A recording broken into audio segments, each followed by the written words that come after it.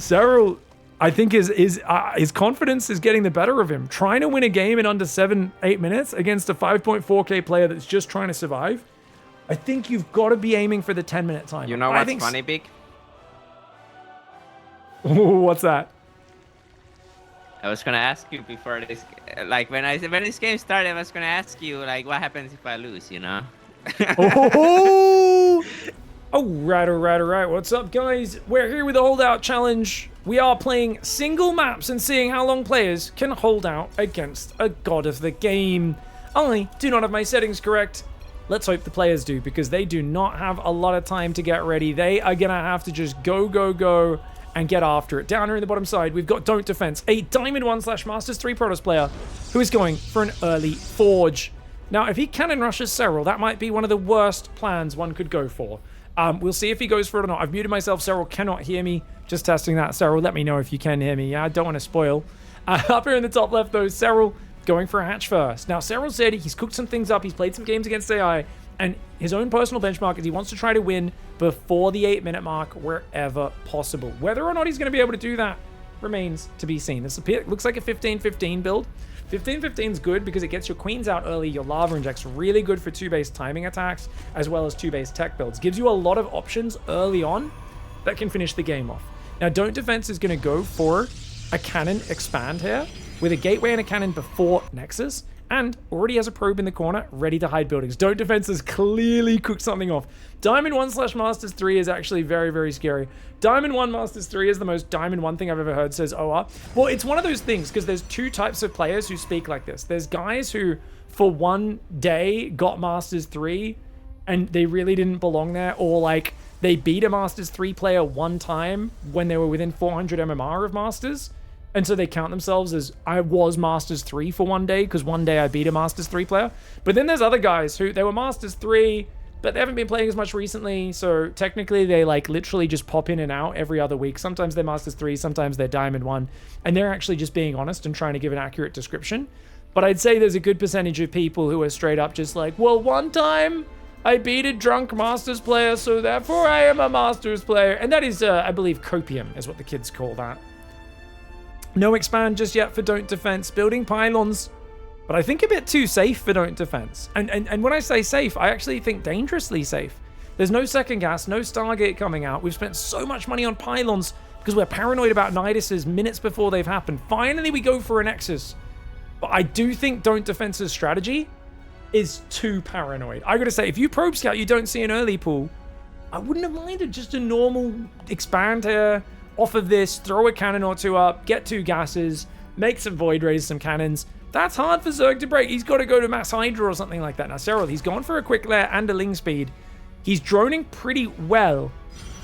And he's going to scout around this base and try to figure out what's happening. I don't think Nidus Worm works. The Don't Defense is literally, his whole plan is just survive the Nidus, isn't it? He's literally just trying to hard counter a Nidus, guys. He's just trying to hard counter the Nidus. Is Serral playing mouse only? Why would he be playing mouse only? It's a holdout challenge, guys.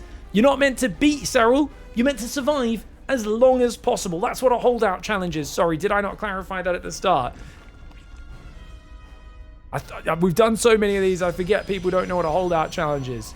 We're going to have that all day. Please keep activating the command, explaining it to newcomers, guys. Chat has negative IQ, Pig. Well, to be fair, like I said, we've had multiple people sign up to these holdout challenges and then literally rush the pro and then leave the game when it doesn't work. And I'm just like, do you not understand? Like, StarCraft is one of these games that has some of the smartest, stupid people in the world playing. It truly is fascinating to watch the level of not understanding what's going on around them that StarCraft fans do sometimes have, while also having genius high APM, super hard to execute and memorize build orders that take up an crazy amount of brain space and RAM. Oh, Serral hides the Overlord. It's going to be 2-base Ling Hydra, guys. He has a 3rd on the way. I think this is a really good strategy. It's super versatile. He's also got a drop lord, so he can go drop some Zerglings in the main base while the Hydraling busts this base. And then once he busts over, he can just overwhelm it and smash through. Hydra movement speed first. I honestly don't think he even needs Groove Spines. There's so few units for Protoss. Protoss is chronoing probes right now. I don't think this makes a lot of sense.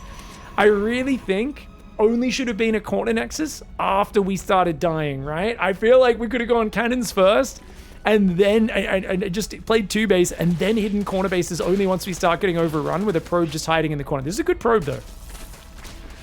Ling elevator into the main base. Almost no units there to defend. He's going to try and build a cannon in front of it. I don't think this is going to work out for Don't Defense. The Lings are in the main. The probes aren't mineral walking. Okay, they finally do phase through. Oh, no, they don't. The minerals. Oh, my gosh, they're not mineral walking. They're just move commanding. So most of them do get cleaned up there. Nexus in the top right is chilling, but the Hydras are gathering there as well. Serral ripping him down. Serral has truly strategized this a lot.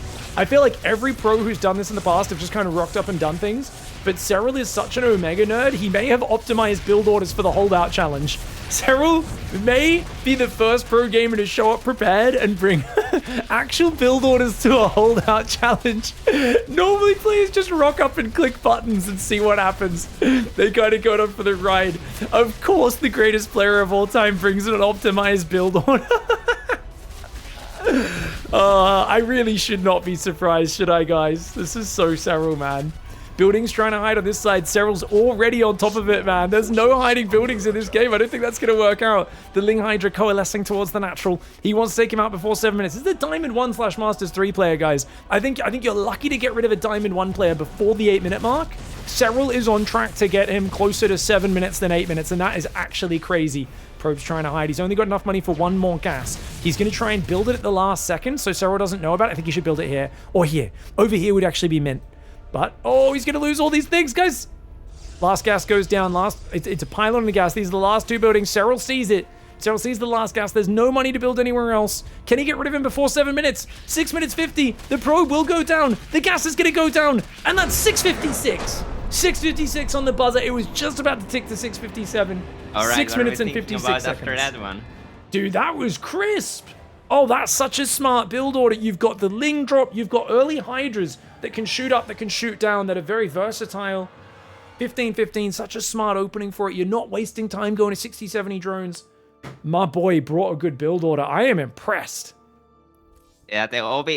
Man, I was a bit bad on the OB spread. My OB spread was supposed to be a bit better, so I don't have any hidden buildings, but... it was a pretty solid one, and this was like a slow kill. Like, I'm not going for a fast one here, you know? Like, I think I can kill these guys a bit faster with some nasty builds, but we started up slow, like I said.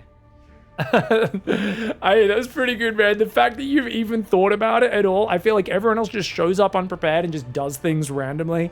You know, you've actually come in here with a bit more plan. I think Scarlet was also pretty clever. I think she was our first Holdout challenge, and she was also pretty clever with it, put her mind to the problem a bit. But I love that. Already thinking about the hidden buildings. I mean, some of our funnest clips from this show have been people hiding buildings and barely dodging the pro gamer as they hunt for them. I don't know if anyone's going to be able to do that. We're not going to be able to clip farm you at all. This is going to be Serral squishing you nerds out. Can you guys even last past 6 minutes, most of you? I don't think so. That was a Diamond 1 player.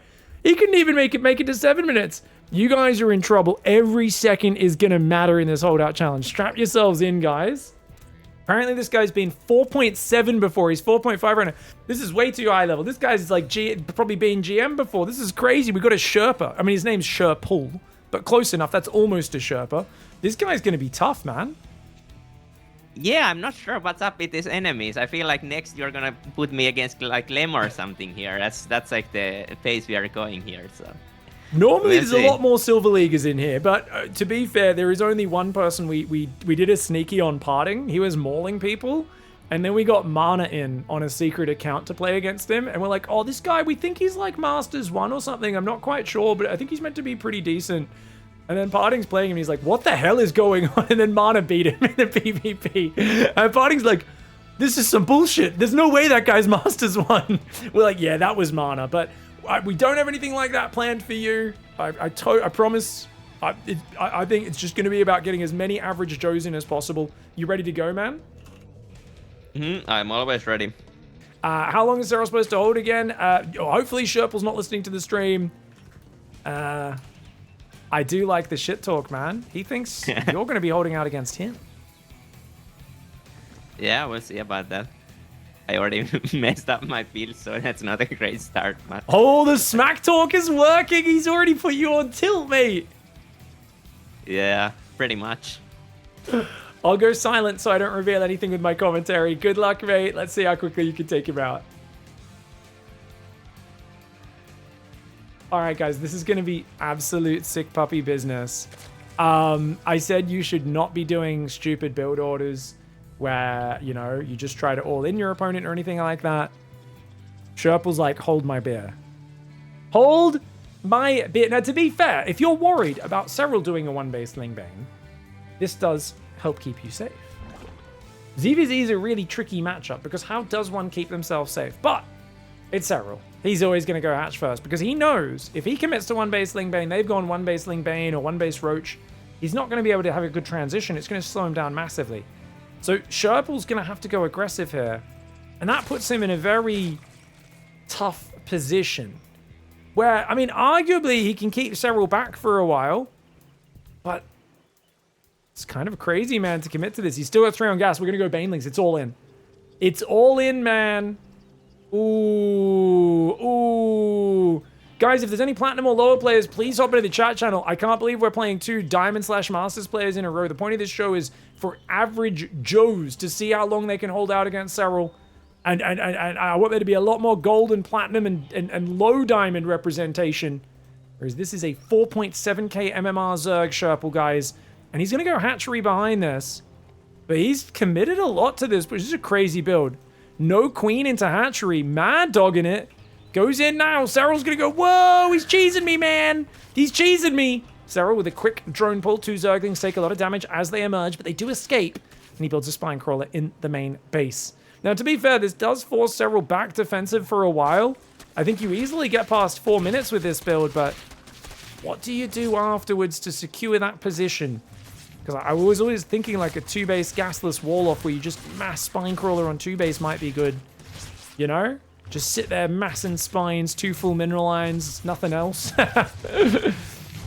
Overlord's gone a bit too deep. Sherple's coming in though. Sherple has Banelings behind this. The queens go to the ramp. Ooh, cute micro. Oh, the Baneling. Oh, he doesn't quite get the detonate. Oh, that one only gets 3 Zerglings as well. The Lings are going to get surrounded here. Oh, Serral with the clutch pullback. Baneling comes in. That Baneling wants the juicy. Does get a decent little juicy hit there. And drones are coming in behind, but with no queen. It's only just started a queen here at home. Sherple's way behind. Serral has a Baneling nest. He's got Ling speed. And the fact that you just threw your army away on the offense means you have nothing at home to defend with. Sherple, it's a holdout challenge. It's a holdout challenge, but he's caught droning. He lost his Overlord scout. Now he sees 2 Zerglings coming. He starts Zerglings. He's got no Banes home. He's completely pulled off gas. Sherple. I have told you guys before, Masters Leagues players are terrible at playing this. They are so bad at holdout challenges. They always just attack and then lose. And I'm like, why would you attack Serral? Are you actually insane? The greatest player of all time, the best defensive player of all time, and you're like, 1 knockout punch will work? What are you talking about? 1 knockout punch will never work versus Serral. He's going to build spines in the main and try to stall this out. Baneling spine defense on 1 base is pretty good. I do like the wall off here. Dude, if he puts an Evo there, that's actually clutch. If he full Evo walls that side, that's massive. Baneling goes hunting. Baneling goes hunting! He could have detonated that, but he wasn't watching. These Banelings run in, they get blocked, but this side's still open. He's still open on this side. He needs more Banes, and he needs an Evo chamber wall off. Oh no! The wall's wide open. Serral's gonna get in 4 Banelings with a dream. And that dream involves blowing up on their opponent's face. They do blow up both spine crawlers here. A lot of drones take big damage as well. The queen's gonna get surrounded, and Serral will be getting in hard and deep. Another Masters player who thinks they can rush Serral. The hubris. The sheer effing hubris of Masters League StarCraft 2 players. And not even just Masters, 4.7k. He's probably been GM before. This is a high-level Zerg player. At least Masters 2, probably more of a Masters 1, low GM, depending on the day, I would imagine. Ling Bane hanging out, getting some good boom booms. Those drones ain't be escaping. Oh, wait. Oh, wait, when did he get out? Oh, look, Serral's already hunting. Serral's already hunting, guys. It's all about Gary. Can Gary build? He doesn't have 25 minerals. He can't build anything unless he cancels these 2 Zerglings. He's got to cancel these 2 Zerglings, or he can't. Oh, no, he's already told it to build the gas. Never mind. So he started a gas in the corner. Serral has no idea. Guys, we're on Serral's camera right now. And Serral is like, oh, those are some Zerglings, that's fine. He thinks he's just got to finish these buildings. He is convinced a drone did not escape. And he sees it, the enemy has been revealed. Sherville says, absolute goat, so close. Serral's entire army, you can see heading to that bottom left side. He's going to clear the Baneling Nest, clear the Evo Chamber, and then go for that gas with everything he's got. Let's go back to everyone's camera. Serral, the sunglasses emoji, says, yes, I am a pretty cool guy. And he takes him out. I think that was 606 for Sherple. What was that, guys? About 500 MMR on the previous opponent and minus 40 seconds. And that is the inverse Yeah, that's an relationship. interesting start, definitely there. Some would say ballsy, some would say stupid. I'm not sure exactly which one it falls on. I would say a bit of hubris attacking Serral. That seemed a bit crazy. I thought if he got the spines up behind a bit quicker, some Banelings maybe, but no Banelings ready for the counterattack. I did like his wall off in the main base. 605. I think 605 is actually correct there for the time rather than 606. And damn, well played, dude. Good. I love how quickly you counterattacked. I was wondering how hard it would be to transition into the counter after defending that, and you made it look pretty damn smooth.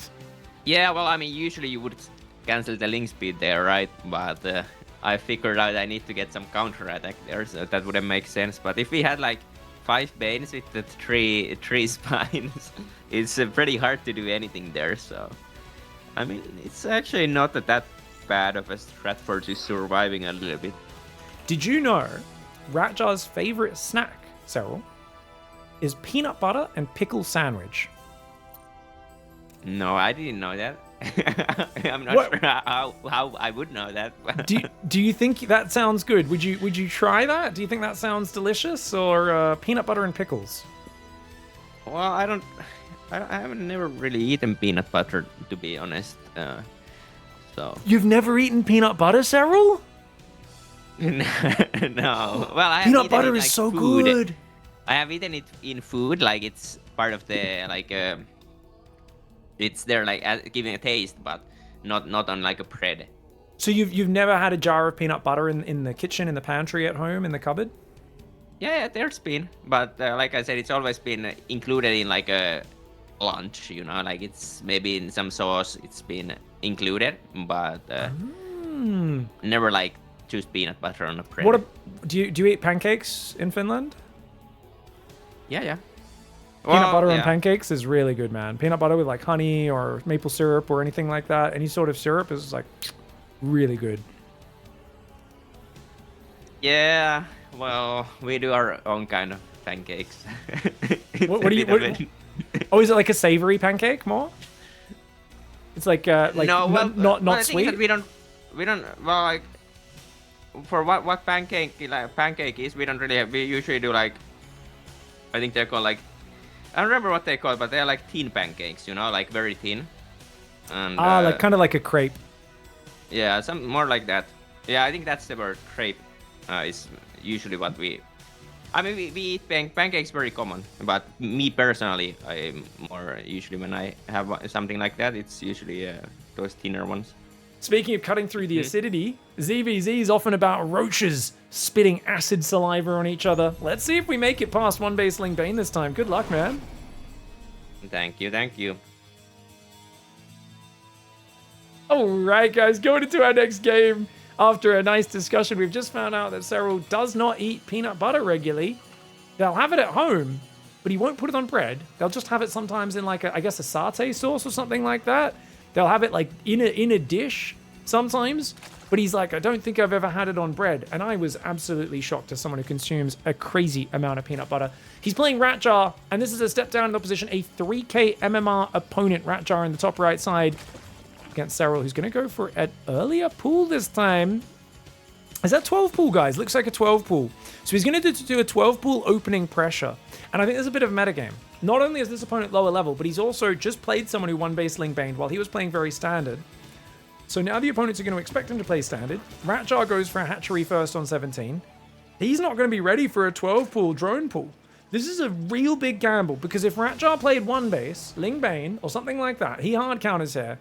But Serral is going to build 6 Zerglings. Does he build the hatchery, or does he pull the drones? Okay, he is going to build the hatchery at Serral. He doesn't want to risk losing to a 3k MMR.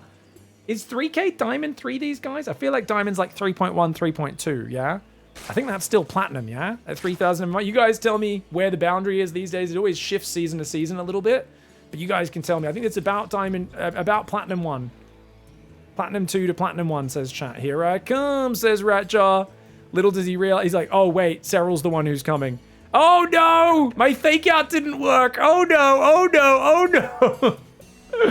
Sarah's like, mate, I doesn't afraid, man. And look, he's like thinking of walling off us. No, you need to build spines over here, mate. You need to give up that natural and build spines over here. I think he's going to try and Evo wall off or going to Bane. I think he's going to Bane Nest. I think he was to build Baneling Nest before Ling Speed. I can't believe you've done this. I can't believe you've done this. Not like this. He's going to build spine crawlers in front of his hatchery. I think they should be behind, mate. This is an emergency situation right now, but at least Ratjar's doing a good job of spending their money, man. First time someone's ever tried to fake out Serral via chat, I am sure, says chat. Yeah, I'm sure this has never happened before, guys. Here we go, man. Oh, this could be a brutal one. Serral getting in here, man. And Serral, he's droned up a little bit behind it. What's his follow-up going to be? One spine crawler dies, no cancel. The second one, he needed to pull drones to defend this. It was so close to finishing, but he's got to cancel. And now his Zerglings get surrounded without drone support. Too much happening at once. The Queen, she will fight A-OK. But what is the follow-up? Serral's building a mass... Oh, he's going to do a slow Zergling all-in. He's building more slow Zerglings, guys. He's doing my build, but he's rallying them through the middle of the map. I think he's realizing, wait, now I've scared him to build spines on one base. I don't have gas. I've only got 15 drones. If these spines get up, Serral's in trouble. Good cancel for Ratjar there, guys. Now, for those who are wondering, what is the explanation? What is Ratjar? So a Ratjar is where you put a rat in a jar. Unfortunately, guys, rats are mammals and they need air to breathe. So if you don't leave the jar open, if you leave the jar open, it escapes. But if you don't leave the jar open, it will suffocate, asphyxiate and die. So not a good idea. Don't put your rats in jars. It's not a good idea. It's bad. As is this massive hentacle forest. So for those who don't know, Ratjar also is a connoisseur of Japanese films, especially hand-drawn ones. Like, he likes the cartoons, and they often feature tentacles, which is why he says the spine crawler is his favorite unit. Honestly, in a holdout challenge, I think that's a good way to play. Serral's massing slow Zerglings with no gas. Guys, Serral's brain has broken. Look at this. He's literally doing a slow Zergling one. Now, to be fair, Ratjar doesn't know about it because he lost his Overlord to the Queen. This is an all-in I have a Team Liquid guide on from 2017. Go check it out, guys. The slow Zergling all-in. It's 13 pool opening to slow Zergling all-in. Features a video of me beating a sleep-deprived Scarlet with it. She loves that I always bring this up. She's like, it's a bad build. I'm like, it's a good build. You lost to it. She's like, it's stupid. Didn't sleep in 2 days. I'm like, because it's a good build. Mass slow Zergling against mass spines. If the spines stay in position, I think Ratjar can defend. But Ratjar doesn't know what's coming. Zombie horde! Literal, endless slow Zerglings and Queens. The spine crawlers need to run back. You gotta pull the drones to fight here as well. Anything to defend. It's a lot of spine crawlers, but the Queens are walking in there. I'm not sure what the Queens of Serral are doing. They're just trying to get in there quick, fast. Trying to overwhelm. If only imagine if there was any Banelings. There's been a Baneling nest, but there was no Zerglings to make Banelings. Imagine if there was any Banelings. Oh no! The drones are going to try and evacuate. They're going to try and run and build buildings elsewhere. But Serral's all over it. Dude, Ratjar's made it past 5 minutes as a 3K player, which in of itself I think is somewhat impressive. Really good handling with the spine crawler cancels. He's going to split the drones up. This one's a distraction. He's like, oi, distraction, distraction. And these drones are escaping, at least temporarily. I'd love to see him split one back, build a gas there, split one back. He opts the GG. Don't leave though, don't leave. Just say GG to distract him. Look at these drones running all over. Oh, victory? Wait, did he actually lose everything? What happened here?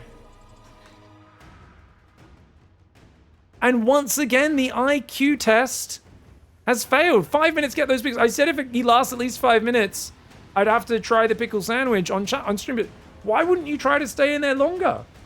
Ratjar. Literally, you're a platinum player, and you just did what Masters and Diamond players used to do this. But Ratjar literally just failed the IQ. All you need to do is stay in there. You did such a good job running drones. You could have made it to 6 minutes. I'm disappointed, Serral. He could have made it to 6 minutes. He could have been the record-setting first place in the Platinum League category. And now he's still going to be the first place, but with a worse time because he's the first Platinum player to play so far today. Yeah, I think he could have made 7 minutes there, to be honest. He had 100 minerals and 4 gases there. I'm not sure.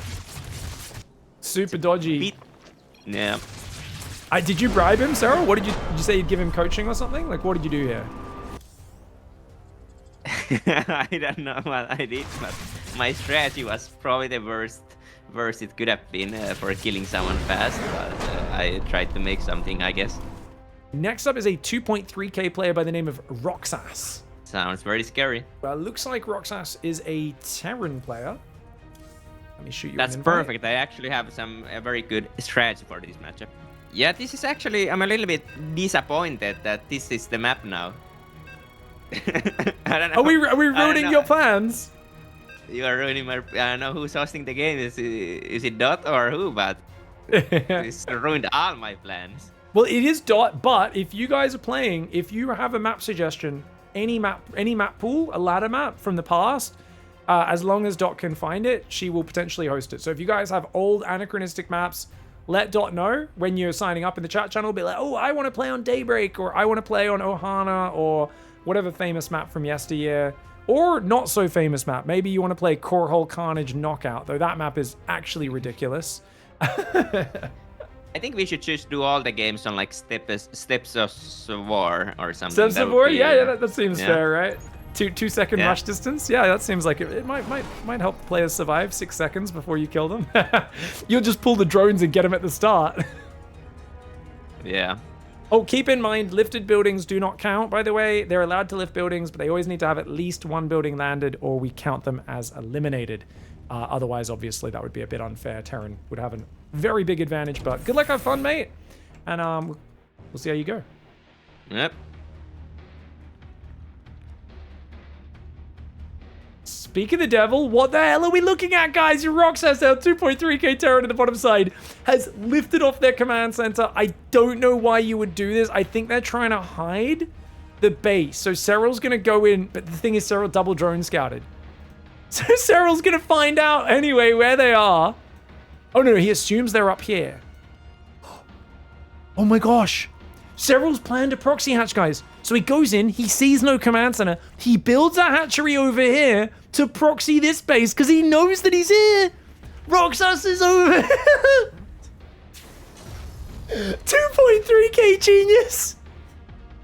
Wait. What's Serral doing? No, he's still looking around. I did mute, right? I did mute. He can't hear me, guys. Sorry, I just tapped out for a second. I'm like, I did mute. He can't hear me. He can't hear me. Hatch gas pool goes down. The way he went and doubled back.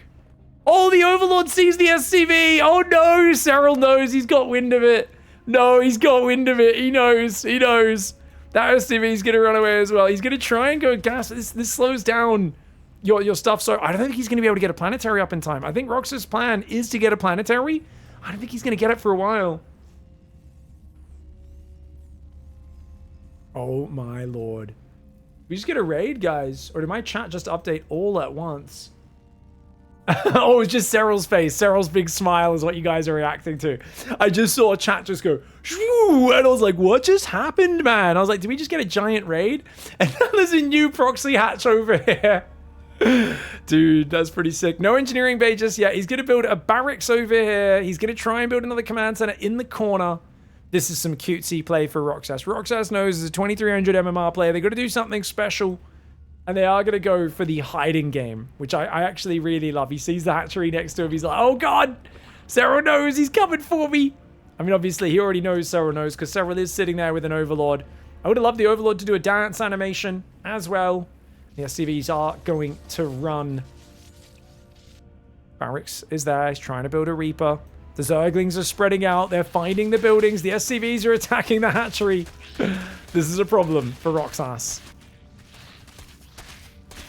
Oh my god. Here we go. SCVs trying to fight. The Zerglings looking really good. Serral, the greatest Zerg of all time against a 2,300 MMR, which I believe is either gold 3 or silver 1, guys. You guys tell me exactly what. I think it might be silver 2, actually. I'm not sure where the MMR lies these days. Somewhere in that silver gold range. Roxas, a player who I believe had their first ever games during one of our viewer tournaments, right? A little while ago. Roxas, an absolute legend. Coming on in here. Got another barracks hiding over there. Depot hiding here. Remember, if you lose the command center, you'll get revealed. Now, this does not count as a structure. One advantage Terran gets is you won't get revealed because you still have a command center alive. So you can lift the command center, even though it doesn't count as a building, it'll hide where your other buildings are hidden. Whereas normally, if you lose all your hatcheries, nexus, or command centers, and you don't start building a new one, it'll reveal where your buildings are. And look at this, Serral. He's actually missed this barracks for a little bit. He's going to find this barracks over here. Remember, this one can land. Roxas is like, well, even if you kill those, this one's going to re-land. You got to kill this as well, buddy. And this depot hasn't been found. So now Serral redirects his attention down here. Roxas making it past 4 minutes. Dude, if Roxas makes it past 5 minutes, that's crazy. Roxas, why would you freaking leave? You still had 3 buildings. What is wrong with you people? Yet another low IQ player who doesn't understand how the challenge works. Why would you leave? You could have waited 30 more seconds. What? Dude, like a StarCraft player is actually this stupid in 2026? How dumb are you guys? This is 2 players in a row. Stay in the game. What are we doing? Serral, I need some stern disapproving words from you. Think about it. This player, silver player, could have made it past 5 minutes. Would have been someone all the other silver players could have said, do you know Roxas? Roxas tricked Serral with the sneakiest command center climb ever. Floated it, had a depot hidden. Serral didn't know about it. Could have made it past 5 minutes. Every silver player would have praised your name for years to come, Roxas. And you gave up that opportunity. Serral, what do you see when you see such a missed opportunity like this from Roxas? Well, I mean, it would have been 20 more seconds. Or was there a depot somewhere still? There was, and you didn't know about it. It was in his main base. The command center landing distracted you. Would have bought another 10, 15 seconds at least. Yeah. I mean, I don't know. It's, yeah, technically you don't even have to know the button for surrender in this challenge, so... Yeah, just don't surrender, guys. You're meant to wait until the defeat screen pops up. StarCraft manners are so ingrained that people are like, no, I must leave the game. If I wait until the defeat screen pops up, I've been naughty. I've wasted my opponent's time. Everyone's like too well-mannered. They can't deprogram. But you know, I mean, my results are improving here all the time, so because they're leaving a bit early, so that's a positive for me in the end, isn't it? Absolutely. Guys, here's a hot tip on our holdout challenge. It's about surviving as long as possible. Don't leave the game. Just that step 1, don't leave the game. I know this is hard. We've had 2 players in a row have done it. I even warned everyone. I said, every holdout challenge, people just keep leaving the game. Please don't do that for once. That is not the point of a holdout challenge. We've had 2 out of 4, I believe, so far. Just leave the game early. It's just don't leave. That's step 1. You guys can do this. I believe in you. All right. You ready to go, Serral? I'm ready to go. I'm just not sure, like, what to do in CVC. This is like... I feel like I kind of thought it was the easiest, but maybe it's the hardest one, actually. It's difficult. Do you flip the coin? Do you go for the early aggression? Because if you do, your follow-up's really hard. Like, you had to do a slow zergling all in, which feels super dicey. If there was some banelings from Ratjar, you know, would have been very, very dicey. Your queen focus fire would have had to be on point against Spine Baneling. But let's see what you could do against Gold League Adobe Kenobi. This is a 3K as well, so this is like actually more of a Platinum League player, I think, even though they've got the gold border. All right. Good luck, man. Thank you. How are we doing, guys?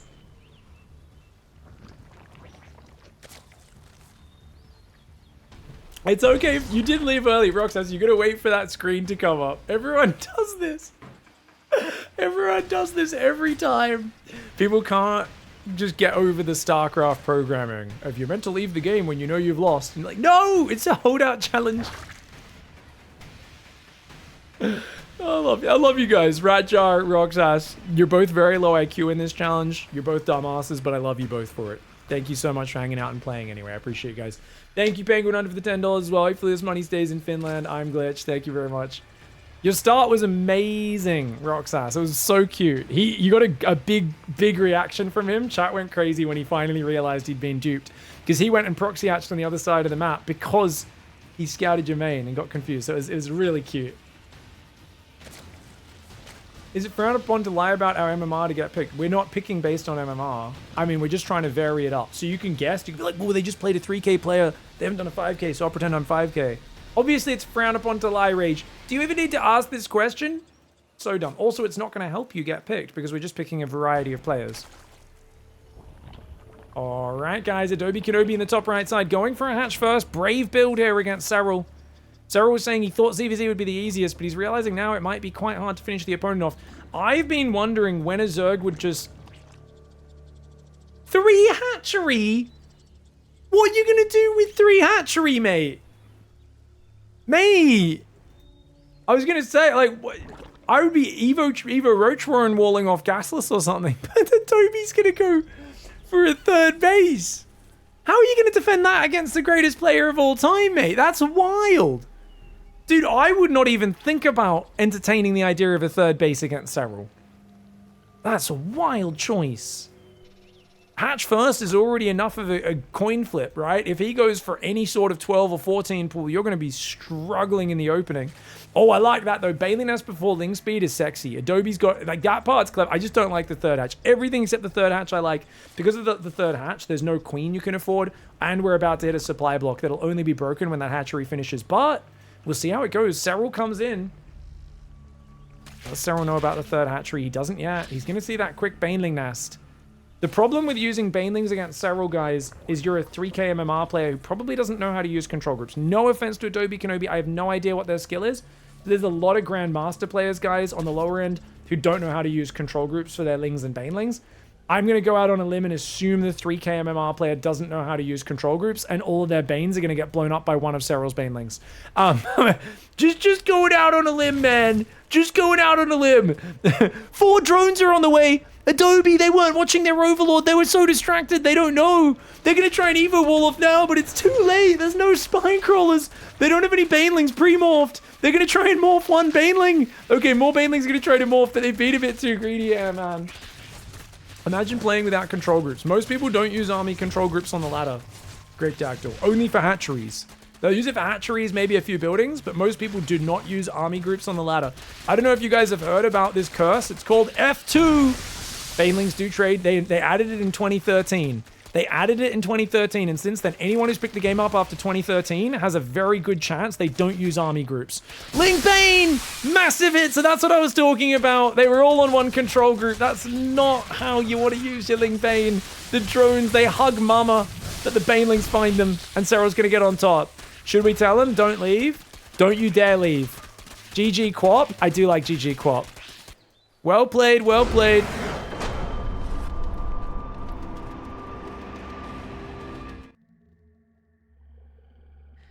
What is this?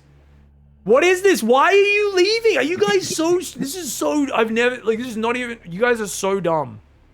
You guys are actually so stupid. Is it just Zerg players? Guys, Zerg players are so... Are they really low IQ? Serral, did you steal the IQ from all the other Zerg players? Is that why everyone else is so bad and you're so good? What is... I need an explanation. You need to... What is leading to this? I think they might be doing you dirty here, you know, like they want to see you get a little bit annoyed or something. That's what I'm feeling here. I want my audience to understand. Like, there's a point when I'm casting StarCraft and I'm breaking down one of your build orders, Serral, and I'm so excited because chat's like, yeah, that is a great build order. But every game like this makes me think they're eating crayons and sticking them up their nose while they're watching, and they're literally, it's just bright colors. Now, I like the Serral bright colors on. I'm like, it makes me realize a good percentage of my audience might not understand what any of the units are or what they do. Like, this is crazy. No, guys, please stay there as long as possible. Guys, you get to waste 30 seconds of Serral's time extra. Waste that 30 seconds. Watch him sit there with his stupid Zerglings tearing down your buildings. And then, where's the smack talk? Not a single person's talked shit to you while you're trying to hide their buildings. No one, they should be distracting you. There was the first guy said something, and then you messed up your opening build order. No one's used it since then. Guys, remember, use psychological warfare. You guys can smack talk all you want. The general rule in StarCraft is if you're beating someone and you smack talk, you're a loser. If you're playing Serral, there's a good chance you're not winning. So I think you guys can kind of unleash a little bit here, okay? I'm not saying go full slur, but I'm just saying if you guys want, you could distract him a bit with a bit of smack talk. Yeah, I'm not sure how successful, like, it worked once, you know, but the second time maybe not so successful anymore. You see, you think so, but some of these guys get creative. How you feeling about post-youth? You ready to go? Yeah, I'm ready to go. I'm not too happy with this map either, but we'll see, I guess. It's a good map Two bases on choice. one ramp. Oh. 2 races on 1 ramp. On the other hand, the downside is now that means they're probably going to take 2 bases, so maybe a bit too predictable. We'll find out. Yeah, I'm not sure how to punish Summer for making 2 bases though. That's a bit of a hard thing to do, but we'll see. We'll see. What's the opponent MMR? It seems like Diamond Borders at least, so this is like 4K, I assume. 3977. Yeah, just under 4K. Right. Good luck, have fun, mate. Yep, thank you. All right, guys. Everyone talks about how Protoss are basically designed for people who don't have hands and have negative IQ. Let's be real. It has been a age-old tradition since StarCraft 1 to talk about Protoss being, oh, they created Protoss so disabled people could play StarCraft 2. We've all seen the memes. Let's not lie about it. But after the last few games, I am pretty convinced that Zerg players actually have negative IQ. Let's find out if Flashback can actually put on a good representation for Protoss and learn how to stay in the game. Can they stay in the game until all their buildings are eliminated? I don't care what else happens. You just need to do that. Serral's going to go gold base first. Smart way to take advantage here on post-youth. Flashback is a 4K MMR player. He's going gateway gas. Serral could maybe mine this out, but I think full wall would be the best move for Flashback. And then just get like oracles or void rays. Void rays, what do you guys think? Maybe multiple voids? I wonder.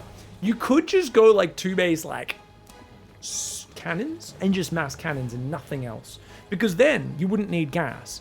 And like there's ways you could simplify your game, right? Like we haven't seen anyone go full gasless and just mass static defense on 2 base, right? That would actually be like I already feel like going gas, a non-complete wall off, and a nexus is very complicated. There's like a lot of things to manage here. You know, this approximates a normal opening.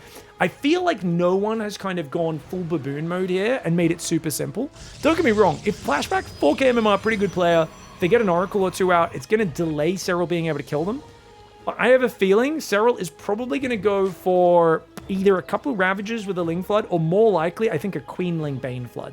I think what Serral's going to do, probably just 3 hatchery, he'll walk 4 Queens across, and he'll try to flood. Because of force fields blocking him there, he'll bring a bunch of drones, he'll mine open this, and he'll just like flood up the minerals. That's what I would do if I was Serral here, seeing a normal expand, you know, gas mining, cybercore, all this standard stuff. I would be going for some version of a Ling Flood and trying to get up there real quick.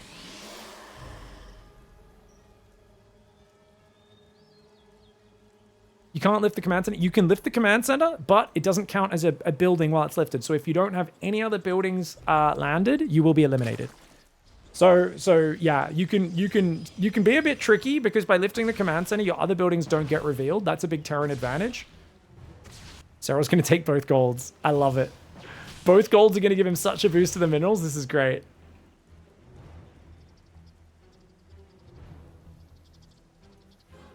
All right, we've got probes coming in. Adept as well. Stargate. They're actually just disrespecting the challenge to play Serral for once. Well, the thing is, you can do both, guys. You can try to play a relatively normal opening, but these guys have clearly been trying to survive as long as they can, but they keep leaving once they realize that they're about to be eliminated in the next 30, 40 seconds. You should really hold out the next 30, 40 seconds. Pig, you should do the holdout challenge too. I did a very short mini one randomly on a stream a long time ago. I lost one of my first games to a platinum player. It was incredible. I tried to do a 1-base Ling Bane, the guy. No, I tried to do a 12-pull drone pull, and the guy went 1-base Ling Bane. So I got to his base, and I was like, he's got Banelings! And my drones turned around, I tried to run home, and I couldn't defend because I had no minerals. And I was like, well, that was embarrassing.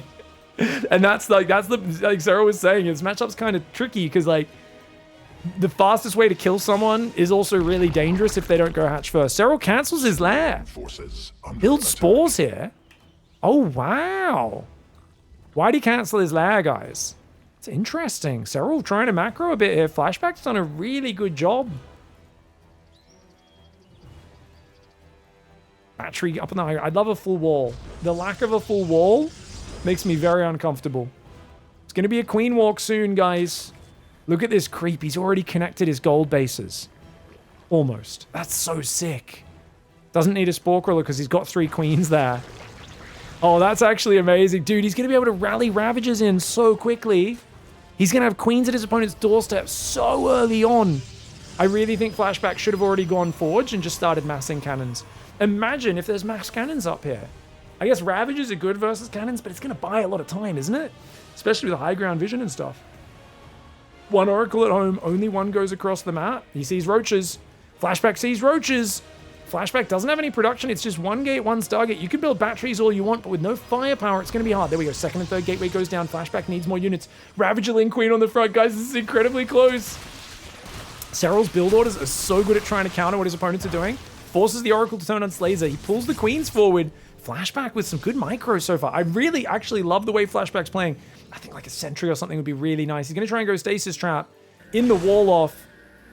Serral should see that. Oh, does get a Bile off and pulls away.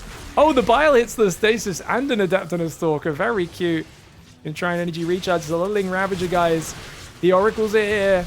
And he's going to turn on all 3. But look at that. Serral just pulls back, waits for his queens. He's got creep on the front. Serral with the patience. Absolutely massive patience. The Oracle energy is going to run dry. The Ravager's going to start to work their way in here. It's 546. Flashback's done a really good job on this map, man. Let's see what Flashback could do. The Oracles are there as well. Ravager Link Queen. It is what it is. Oh, Tempest and Full Wall would have been great. Yes, I agree. Tempest Full Wall would have been amazing, guys. Just pick at him from afar. Really good against queens. But looks like Flashback will be getting overrun. The Oracle's running out of energy. He's bought 6 minutes. He should last at least 7. Warping in a few more Zealots there, because that's some of the best stats you can get. Unfortunately, it's a slow warp in. The probes being pulled. The Biles! Oh, the Biles actually went on the battery, not on the probes. Probes going to try and mineral walk out to hide buildings. There's a lot of minerals. If you could split some probes to that bottom right side as well, maybe. Stalker's getting biled. The buildings will be going down. How many of these probes escape? Oh, he's actually splitting the probes up nicely. And Serral's not tracking all of them. These probes down the bottom are escaping. He's going to go build a Nexus. Beautiful play here by Flashback. Flashback's, I think, showing some of the most competent play we've seen today, guys. Really, really good play. And I mean, no surprise from a 4K player, right? No surprise. He's going to start hiding Nexi everywhere with all this money. One of these probes could go off to the left and build a Nexus there. I think Serral might miss it. There's these Nexus just hard to clean up, man. Just hiding hit points, wasting his time. These probes are all going to get cleaned up, though. These guys going to get caught as well. That Nexus does get spotted. The last 2 Nexi have been spotted. This one goes down. There's only, what is this, a pylon, a gas? These probes trying to split. Serral tracks both of them. Serral's so good. Serral's so good. Oh, and he even sees that one. Tries to hide in the corner. No cigar. And he's, most importantly, Flashback passes the IQ test, proving once and for all Protoss players have more IQ than Zerg. I think that was 728 there, 727, something like that. GG, well played. All right, so it's been proven, Serral. How do you feel now that Flashback has proven that Protoss players have a higher IQ on average than Zergs? Yeah, seems so. Seems definitely so. That's a bit surprising to say at the very least, I think. But yeah, it seems to be the case a little bit here. He stayed out of the way there, tried to hide some buildings. Luckily, I managed to find them all pretty fast there. A good, pretty standard build there for the most part, honestly. I don't think he had any plans to take a 3rd base ever, but like a standard build, but staying on 2 bases probably indefinitely. Yeah, not a bad play. I think your build is genius, though. Gold base into 2nd gold, and then you got creep. Everything's reinforcing, rallying in so quick. I think a lesser build order from you, he would have had a chance to get up to the next step, maybe full wall the base and stuff. I was actually really impressed with your build. I think if he had a little bit more time with how competently he was doing everything, I was worried he was going to drag that to like 9-10 minutes. But good job getting in there with the Ravager Ling and breaking through before he got up to the next step. Yeah, well, build order execution wasn't the best, I'll tell you that much. All drones were mistimed on the bases, but we haven't had a cold base in a while again, so it's allowed. And what is this? This map now is, I've never seen this one before. Yeah, you're too young. Fruitland, I believe, was featured in GSL in 2011 or something for like 1 season. I mean, it's a bit wild that we are hosting, like, I don't know if the resource levels will be correct. I hope the balance is correct. If it's not, We will probably not, we'll not count it as an official time, but I think it should be fine. There was one version of this map, wasn't there? Was it Fruitland, guys, where you could harvest the lemons to get extra resources? There was like a version of this map where there would literally be like lemons spawn around the map and you'd go get them with your drone and you'd get like 500 minerals or something. It was a proper special time back in, I believe, the Total Biscuit days of creativity with the maps. But I think this was in GSL or something for a season as well, wasn't it, guys? It was a bit of a crazy map. I guess we'll just figure out as it goes. We're up against Danny. What level is Danny? Let's take a look. We've got Danny, who is a 4.3k Terran player. Oh. Yeah, I think he's a pros main, I believe. Or, well, he has a similar level on both, so. I'm so dumb, by the way. I only just realized that Roxas technically lost at the start of their game for lifting their command center. But are you not allowed to lift it? Like, because it was their only building. He needed to build a depot first if he was going to lift. If he built another building, then he would have had another building. It didn't even occur to me because I didn't even think of someone doing it. So Roxas literally got like 1 second. Whatever time it was when the command center lifted off, Roxas got 1 second. I'm sure someone in chat already called it out. Dot wrote it down in our spreadsheet, but she didn't say anything to me. Everyone in chat called out. Ah, okay. The chat moved so quickly, I didn't even see it. Of course, so Roxas lasted 1 second. I should have called it immediately. At least we let Roxas stay in the game. So that was good. Yeah, well, I didn't actually think about that myself, but I feel like if Terran has to have only one building on the ground all the time, it's a pretty big like weak spot of this rule, you know. Like they can just make an orbital and hide it somewhere and have like the rest of the buildings down, and that's gonna give them a lot of time, but it's a bit dirty strat, I feel like. Yeah. I think that game, at least, like that game, I didn't feel fishy to me, you know. Like I knew where all the buildings were. They were like sure, like they were up on the up sometimes, but it wasn't like we're super hidden. But yeah, I didn't think about the early game that he instantly played basically with the Bone Cloud. It's actually funny because I was watching Uthermal did this video some time ago, like maybe 2-3 weeks ago, and he played the Bone Cloud, which is where you lift the main CC on motor ships. So I instantly realized that is the guy doing this. Instantly realized it, but of course my hatchery was already at the wrong location at that point, so it was a bit too late. That was amazing.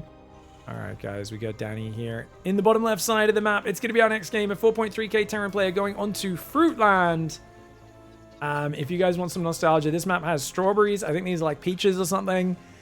This map, I think, was in GSL very briefly. There's bananas down there. There's lemon waterfalls. Don't get that in your eyes, guys. It will hurt if you go swimming in that waterfall. There's grapes. And it's a very weird layout. This map is super old school. There's also some purple grape water over here as well. Fruitland is a legendary map, if you ask me. And Serral's going to open up with a proxy hatchery. Now, Danny's actually moved across with an SCV, but hasn't seen that proxy hatchery. And that could hurt them. Ooh-wee. This is back when they put an actual depot here rather than the unbuildable plate, guys. So it actually looks like that's Danny's depot. That is not. That's there to block the Reaper wall off. This is from like 15 years ago, this map. It's been a very, very long time. Danny's going to come in and scout. So if all the Terran buildings, you need to have a landed building at all times. Yeah, that's the way the challenge works, guys. Doby1 Kenobi, thank you very much for the raid. Appreciate you guys. Don't forget to stay in the game, guys. Point is last as long as possible. Is this the one with the fruit you can pick up as resources? I don't think it is. I know there was, I'm pretty sure, a version of this map where you could do that, though. Oh, there's watermelon water as well. Little watermelons over here, guys. Bloody awesome map this is. I don't know why it makes me so happy, this stupid lemon waterfall and stuff. The banana, it's just a fun map. It's a fun map. It has a lot of fruit on it. A lot of very low resolution fruit, okay? And it makes me happy. Yeah, this map was probably in honor of Fruit Dealer, I imagine, guys. Fruit Dealer, such a great champion in the very start of StarCraft 2. Roachmore and second gas coming in. Serral's going to go for an all-out cheese, guys. And Danny needs to wall off and build bunkers right now. Danny seems to be realizing starting a bunker. But can you defend against the dogged determination of a Ravager boss from the world champion? It's going to be tough. Reaper, run, run, run. Trying to go Reaper against Serral is so brave. I would never play Reaper against someone in a holdout challenge because it's a very fragile unit, hard to micro. But if you play Reaper every game, it's hard to go away from what you know, right? It's hard to just pick up a different set of tools. Sometimes you want to use the tools that you're best with rather than the best tools for the situation. That makes perfect sense. Ooh, Marine barely gets inside. Queen does drop a creep tumor. I don't know if she's going to be able to spread that to the high ground down here. If that creep kind of gets up that ramp. I think it's just a bit too far away to get around the corner. If you get a creep tumor here, then the creep will probably get around the corner and get up underneath that bunker. Few Lings go across, 3 Ravagers are morphing on the front, guys. Cancels a Roach there in order to get the gas, I assume, to build this. Overlord is on the way as well. Or the supply, perhaps. Bile's starting to come in. He can hit both the depot and the bunker with the same Bile positioning. I like the bunkers on both sides, man. There's a tank on the way, which is going to keep you pretty safe. Lairs coming in. It's going to be hard to break through. Auto repair's looking pretty good. Oh, actually, Danny's not auto repairing. Never mind. Here we go. Repairing the bunker and the depots. Double orbital, double mule dropping. SCV's building. Lots of Marines building. I love the backup bunker as well. If you do get busted, you've got a fallback bunker. You got to be careful with that tank, though. That tank's very far forward. That tank will go down real easy. But Serral accidentally in range. Almost loses a Ravager to the Reaper in the bunker. Takes a tank shot as well to almost finish it off. That bunker does go down. Serral's going to wait for transfuse, and then I think he runs up and biles it. I think that tank needs to be way further back to be safe. Does get a shot off, though. Gets the Ravager kill. You're not expecting that tank to be so far forward. Danny playing really well. Remember, this is similar to Rainer's first game in his holdout challenge, guys, where he ran into a planetary fortress on the high ground, and he just could not get through it. Now, Danny's going to float his command center out. I think that's just for vision. I honestly think he should just be doing nothing but building Marines and tanks and staying one base and just layering the bunkers, keep filling up the Marines. And you should get to a pretty unkillable position off of this economy. Serral's going to have to go swarm hosts off 2 base here. Takes a 3rd gas, starts mining minerals. Doesn't see that tank yet. The Overlord comes in. He's going to run forward. There we go. Shift queues up the tank biles very nicely done. Reaper's going to go across the map. Danny is brave, man. Builds another bunker. I really want to just see more bunkers, more Marines. Banshee is not a bad idea as well, though. There are a few queens to cover it. The time is 5:08, guys. 5:10. What is our best time so far, guys? Type in the chat. It was like just under 7, right? I don't think anyone's made it to 7 minutes, have they? Drone's going to go down. Oh, nice sport trick. Dude, Danny's a menace. Microing his Reaper like a try. 727. Whoa, is that me lagging or someone else, guys? What's happening? That's me. EU server. Woo, EU server lag. Internet's fine, connection's fine. EU server's crapping itself. This happened for a few minutes last time. Sorry, guys, you can pause if it affects you. I don't know if they can pause if they're not referees. Can they? I think the players can always pause, right?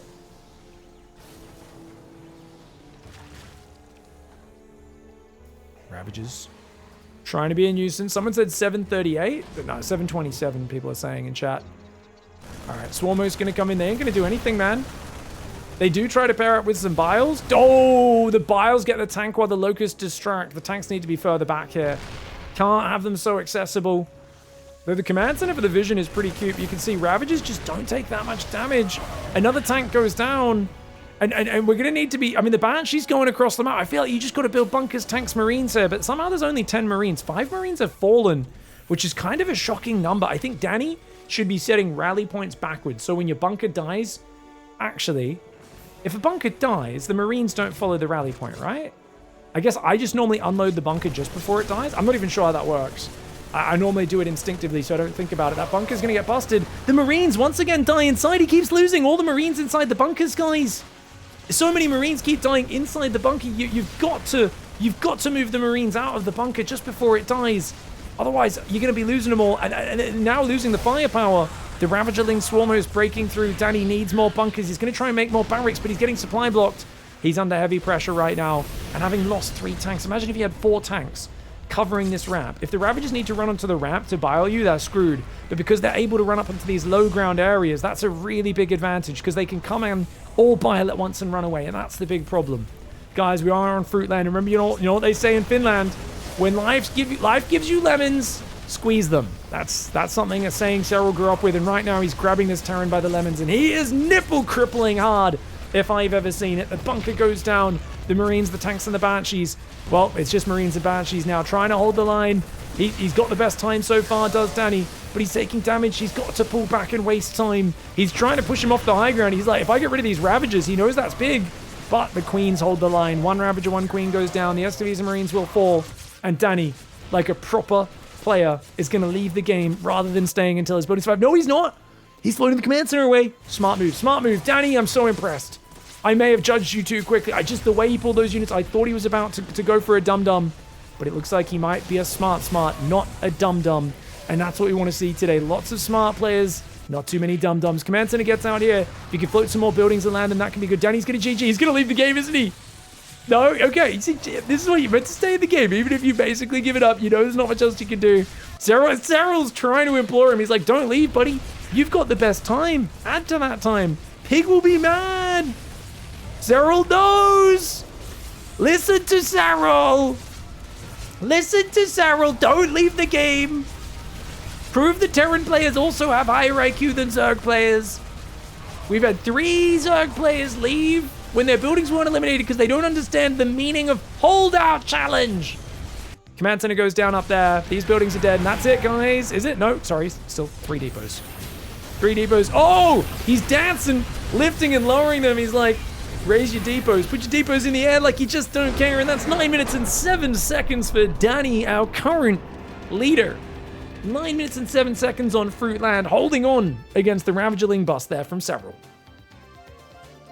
Ooh, good play there from Danny, mate. We thought he was going to leave for a second there, didn't we, when we saw the GG?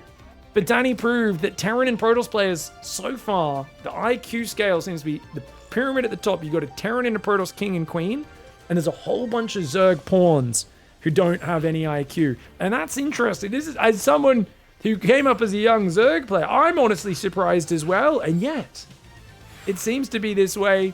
This is absolutely insane turnarounds. Your proxy hatch build, I thought it was a very good idea. Were you surprised that he held so well? Well, this game was a bit of a mistake by me, but he held one. He held well there. I mean, the game went for the most part the way I thought it would, but wasn't my best game definitely there. I think my supply block statistic was like 2 minutes 20 seconds in an 8-minute game, so I was a bit sloppy there, but. Yeah, interesting. That was interesting. I mean, that's kind of how I thought the game would go against Terran. Like, I can kind of force them on one base, then they make, like, tanks there, you know? That's maybe the best thing I can do to kill them fast, but my follow-up was just a bit weak, honestly. Oh, it was too slow. That was the issue. Yeah, it's kind of hard to bust through so quickly, so Swarmers kind of makes sense, but because he left his tanks a bit far forward, it was kind of like, oh, maybe if you just massed Speedling with your Ravager, you might have been able to just rush in and overwhelm, right? Yeah. I think there was an angle just to kill him, but that's always a risky for sure. I believe in the Swarm host. We'll see if I'll try something similar here, you know. But let's leave that to the game. But maybe I'll go with something faster even, because I'm not happy with the 9-minute time there, because that's already past my prediction, you know. Like, now I've already won a game that's like not what I wanted, so we need to improve. Well, you know what? I actually thought it was a perfect dark build with how supply blocked you were that game. Go. Good luck. All right, ZVZ it is. Good luck, dude. Let's go, Serral. Let's see how much problems. CVCs, I still don't know. Like, I just feel like I have to 2-base Ling Bane, and that's like the fastest way, you know. So this matchup, like, I have no clue what to do. But I don't want to always do the same Ling Bane all in, but I'm not sure. It might be just be the best way, you know. Hey, what's optimal is optimal. It's on the players trying to survive to see if they can find a way to defend it, right? So. Good luck, have fun, man. Abyssal Reef down to the bottom of the ocean. Let's see who comes out on top. Can you finish him off quickly, or are you going to get slowed down by the weight of the water here in the depths of the ocean? Yeah, we'll see. All right, guys. Serral on the bottom right side of the map. Space Monkey in the top left side of the map. And Serral's going to be... Space Monkeys. You can't hear me, right, Serral?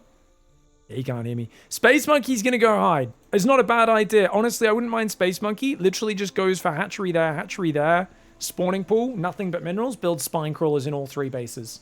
I would absolutely adore it. You're 2.3k. You're a bloody silver gold place. I think silver, right? 2.3. Sorry guys, can you clarify for me? 2.3k is silver 2? I always forget my MMR ranges these days.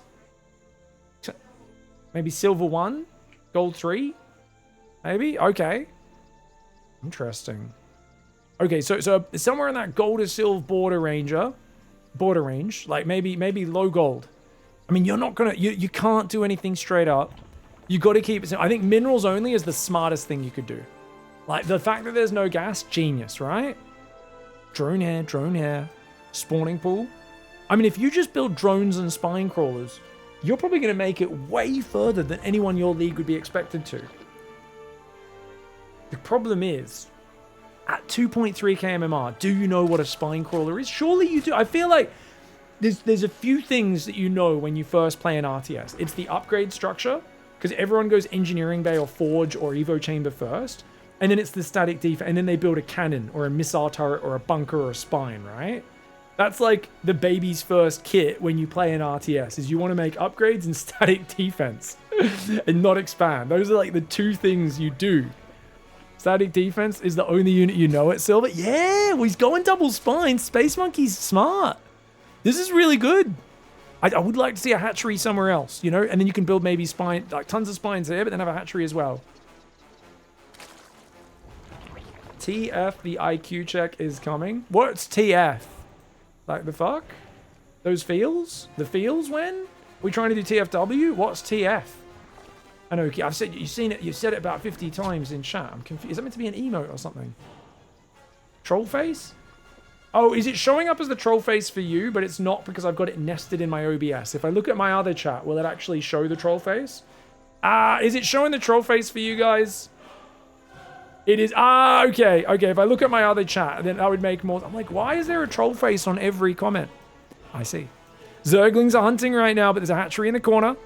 And there's so many spines. Dude, Space Monkey's like, yeah, this is what I'm going to do, bro. If I'm going to mass spine. Problem is they are a bit clumped, which means Banelings could blow them up quite effectively. Serral takes a second gas. I think he's rushed second gas too early. Hear me out. I think Serral should have built 4 more drones, then taken the second gas in the Bane Nest. I think he should be at 26 drones. I could be wrong. I feel like he's going to struggle to get through this spine forest. I think Serral's feeling too much urgency. I think his competitiveness might be hurting him. You know what's funny? I remember Harston was really struggling to finish players off. Oh, no cancel. That's a kill. Because Harston kept insisting on trying to cheese them down as quickly as possible, and he was expanding really late. But it meant the games were dragging on even if he got an advantage because he just couldn't quite overwhelm them. And this is a 1-base mineral economy. Only 1 drone on the natural. Serral does have 2 queens. He's only injecting his natural, not his main. Bit of a misclick there, I think, for Serral. 8 Banes are going to come in, but my god, that's so many spines. Now, if he builds more spines up here, that would be excellent. Spines at the front going to be a bit of a problem. But dude, that's a lot of spines. Guys, Space Monkey, 2,300 MMR. And he's trying to get 23 spine crawls to match them. 10 spines are up. Lings do focus down one that's building. Baneling's going forward. He's looking for the center of the spines. He wants these guys. He does detonate in the middle. Takes out some of them, but not enough. And as I said, Serral can't get through. Keep putting spines. You can do this, Space Monkey. Space Monkey's hiding a hatchery as well. Dude, Space Monkey's a genius. You don't need crazy MMR. This is just like, it's a simple plan. Everyone has made this so complicated for themselves by trying to do like 3-4 different things. Space Monkey's like gas, 2 resources. Dude, I tried to play Age of Empires once. They had 4 resources. I literally got 3 minutes into the game. Blood started trickling out of my ear. They had to get me to the emergency room. I literally got traumatized from trying to play that game. It was way too hard.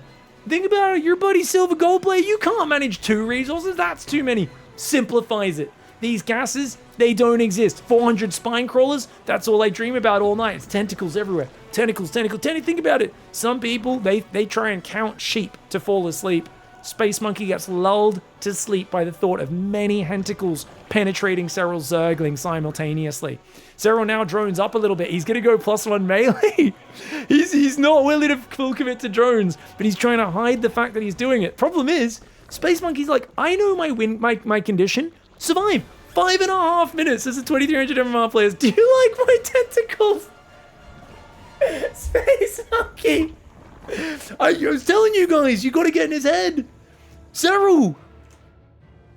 Serral! Oh man, this is some disrespect from the 2300 MMR player. Oh my lord! How are we feeling, mate? Oh, there's a mid-game intro now, alright? Alright. I'm not too happy with how this went, honestly. I forgot that that is allowed, making just spines on... yeah, I kinda like his strat, honestly. It is pretty smart, dude. I gotta say, for like a silver gold player, low gold player, this is like actually the smartest strategy you could possibly do. Yeah, I'm not sure if it's gonna expect me my follow-up, but I think I'm still gonna get my 8-minute here. That's what we're going here for, and it's gonna be tight for sure. But from my experience, spines are actually quite bad in the end, so maybe it's doable. Yeah, good luck. Here we go. Let's see if you can do it. Guys, I don't think he can bust. It's 15 spines. He's gonna have 12 Banes, 60 Zerglings, +1 melee, maybe? Dude, this is crazy. Did he not make a queen? Why would he make a queen? What, are you gonna distract yourself? That's 2 less tentacles. That costs a drone in 150 minerals, 175 minerals. That's crazy. Queens are for losers, guys. Ling Bane's going. Oh, dude, look at how many spines he's got. 17. 17 spine crawlers. Space Monkey also is building spines in the corner. Oh, here comes the Ling Bane. Serral wants to get those Banes up in the middle. He wants to connect in the middle of the spine crawlers so he hits multiple, but a pretty good spread. But the Banes find the middle anyway. Serral's going to get the overwhelm. The Banelings blow up on the drones, and Serral's like, ah, oh, finally. Luckily, he already knows he cleared the map as well, which is really smart. So as long as he stops this drone getting away, he knows there's no escapes. Space Monkey's going to lose his last buildings. Wait for Serral's reaction, guys. Watch his face. Watch his face. Oh, what? Is the game broken? I thought he should be eliminated. How did he get 1 throw? I guess he had 2 throw. Oh, it's even the same spot on both sides. Oh my gosh. I probably saw a drone here, but with my Ling, but it didn't activate. Dude, Space Monkey did good, and most importantly, that hatchery denied your 8-minute time. Yeah, I'm not too happy with this one, but it is what it is. Did he actually, you know, did my drone ever, Ling ever see his drone there? I'm not sure if it spotted it or not, because you did scour the map, but I think you might have barely missed it, because he was hiding right in the corner. We can check the replay now, but that was 8 minutes and 15 seconds. That is the best time so far. And I've always said, guys, when it comes to holdout challenges, it's the lower level players who are actually the geniuses at just, they understand the assignment. Man, I'm analyzing the replay. The drone, the drones from on the middle of the map and everywhere. I have Lings running everywhere, but they just don't get to see it ever. Oh, that's crazy. Your Ling went so close on the rocks, hey? Oh my god. This is hilarious. There's a lot of situations there where it was very close, but... Oh, you went right past it like 3 times. That's insane. Because like there's not even fog there. So you can see you've already scouted these parts of the map. The only part you didn't catch was up behind the rocks where he was hiding before. Wow. Space Monkey. Well played, dude. GG's. Yeah, that was a good strat by him, honestly. I should have definitely had my OV in his main base maybe there. I mean, I should have just had 1 Ling there. The reason why I didn't go was because I was cleaning the hatch, but that was a bit of an oversight, and we'll have to improve on the next one, definitely. It's crazy. The spine crawler spread was really good as well. I felt they were a little clumped on the first wave, but you just couldn't have enough Banelings anyway. And then the spread was like beautiful on the second wave as well. But you did point out once you get so much Ling Bane and the +1, you just kind of overwhelmed. There's not enough space. You got your Banelings in the middle where they're hitting 3 spines at a time. It was pretty nice, man. Good luck, have fun. A 4.9k Protoss. Let's see what you can get done, Serral. Yeah, I have a good feeling about this one. Probably like a sub 6-minute one coming here. Really? Against a almost 5k player? Oh, ambitious. Ambitious. All right, guys, going into it. We've got Winter now, a 4.9k player. I don't think this is the content creator. And up in the top right, we've got Serral. Now, Winter has told us in the chat before that they have been to 3 events. Katowice 22, 24, and EWC 2025. Serral won all of those events. So they're very excited to be playing against Serral. Bit of a fanboy out here. They said they also beat Zhuge with a dirty cheese a few weeks ago. Damn, that's crazy. Zhuge is the second best Finnish player, right, guys? I'm not sure if he is right now. Sorry, that'd be Mixu. Never mind. Sorry, Mixu. I apologize. I forgot you were Finnish for a second. Back in the day, he was the second best Finnish player before Mixu became a good StarCraft player. And Winter's very excited, nerding out a little bit. Problem, stop nerding out and focus. You're playing the greatest of all time. He just got blocked really badly by a silver player, and he's mad. He's super mad. He's going to proxy hatch, and he said he feels he's going to win this game in under 6 minutes. That's crazy. I'm like, dude, it's a 4.9k Protoss. But remember, what have we found out about 4.9k Protoss players? Number one, they don't know how to wall off. I'm pretty sure that's an opening Zerglings can get through. This is a proper hero wall. I don't think you can get adepts through there, but I think Zerglings can. Either way, that's a fugly wall off. And I think you need a forge right now, mate. Oh, he checks. He checks for it. He knows the proxy hatch build, Winter. You're going to drop a forge right now. Problem.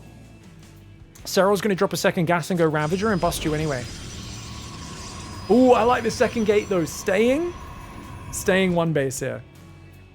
Even off one gas, you can make a lot of stalkers. You get a few cannons to defend the spine crawlers. And then you got lots of stalkers. Serral's already going second. Oh, wow, the metagame.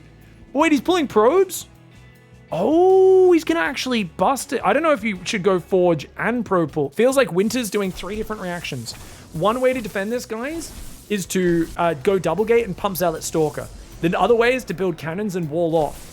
The third way is to pull probes and zealots and overwhelm it. Winter is doing all 3. We are doing all 3 at once. Probe pull, some zealots, 2 gate, and cannons. Usually going for everything at once is too much. The problem is you can't afford cannons and stalker 2 gate production and to pull probes. This does stop spines being built on the front. The problem is it's a massive commitment for the Protoss. Queen's going to get out, and now you've damaged the hatchery, but what else have you achieved? You've wasted a lot of mining time. And like I said, 2 indecisive. Winter's doing 3 different things, and now his supply blocked because they just wasted so much mining time. They need to get back to one base right now and build pylons. They build a battery, but no pylons. Then you go out with 2 zealots and a stalker. But the lings, the roaches, they would love to fight you in the open ground. Serral, he's loving this. He says, come out into my clutches. My hatchery is bait, mate. That Reddit point hatchery. It's a bait. And the probes are long distance mining. The probes. Oh no, we're still supply blocked. Why are we taking a second gas, Winter? Oh no. This is the problem, guys. Remember what I said? The 2.3k player makes it to 9 minutes. How did they do that? They simplified things. They're not trying to do 5 different things at once. But this is the classic mistake. It's always the 4k, the 5k, the pro gamers. They play against a world champion. And they try to play and do everything at once. And then we are so supply blocked. The adrenaline's pumping. Winter has been there as a fan to watch Serral win 3 world championship caliber events, 2 which were official world championships. And now is massively supply blocked. Winter, we have been supply blocked for like a minute and a half. Finally, the pylon goes down. But it's just, the adrenaline's pumping. There's so much excitement. It is the silver player massing spines on one base who might actually be harder to beat than this. Isn't this crazy, guys? This is the one format where 2,000 MMR players might be better than 5,000 MMR players. This is the one format. The Ravagers have transfuses waiting, so he's just trying to bait Winter into fighting out front the wall off. The Ravagers are going to do really well picking off these batteries. You could also just intersperse the biles in the choke point. Just got to stay away from the cannon. There's one more transfuse available, but he's trying to be patient. Trying to wait a little bit longer. He wants to bile down the cannon, but you don't want to take too many cannon shots. Lovely Ravager push. Lair's on the way. He's worried about DTs coming in behind this. Serral knows that could be a real problem, so Overseer's going to help him in. Nice transfuse goes down. The cannon falls, and now these Stalkers will get overwhelmed as well. Yeah, there's a bit of battery healing, but not that much. Even if he gets a Ravager, he doesn't even get the Ravager. And that's it. Serral's in. He's in it to win it. There is an Oracle, but with Queens here, Oracle, all it does is delays your main base dying. I think he's got to save energy. Oh, he's going to try and fight the Queens and use the battery healing to win this fight, which is actually a cute idea. Very cute idea. But the Queens do micro away from that battery. Battery gets depowered and the Oracle has to fall back.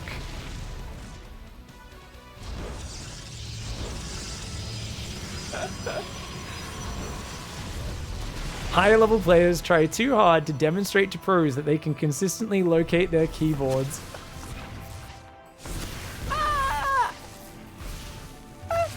Lower level players like, I'm gonna make spines on one base, bro. It's such a good way to play it. The Oracle's in trouble, the battery's going down, the Ravagers and the Lings are here. The cannon getting sick damage, but Serral has the Ravagers and the Queens, and with the Biles, he'll be able to finish it off. There's no probes hiding in the corner. Serral's been scouring the corners with Overlords. He sent a Zergling. Look at the minimap from Serral's point of view, guys. Look at the Protoss point of view. There's Fog of War everywhere. Serral scouted, and every single corner. There's a tiny little shadow here on this ramp. There's a tiny shadow there. Those are the only places a probe could be hiding. He is dotting his I's, crossing his T's, and of course, decapitating the Protoss. Well revenged, says Winter. Well done. Very well played. Gets revenge for Zhuge Liang, dropping a ladder game to a cheese for his Finnish brother. And Winter, the 4.9k player, is going to make it to 620. GG, well played. GG, well played. Once again, we see that it's the 2.3k players who are the real problem. None of these 4.9k guys. 2.3k, that's the real scary stuff, isn't it, Serral? Yeah, definitely feels so.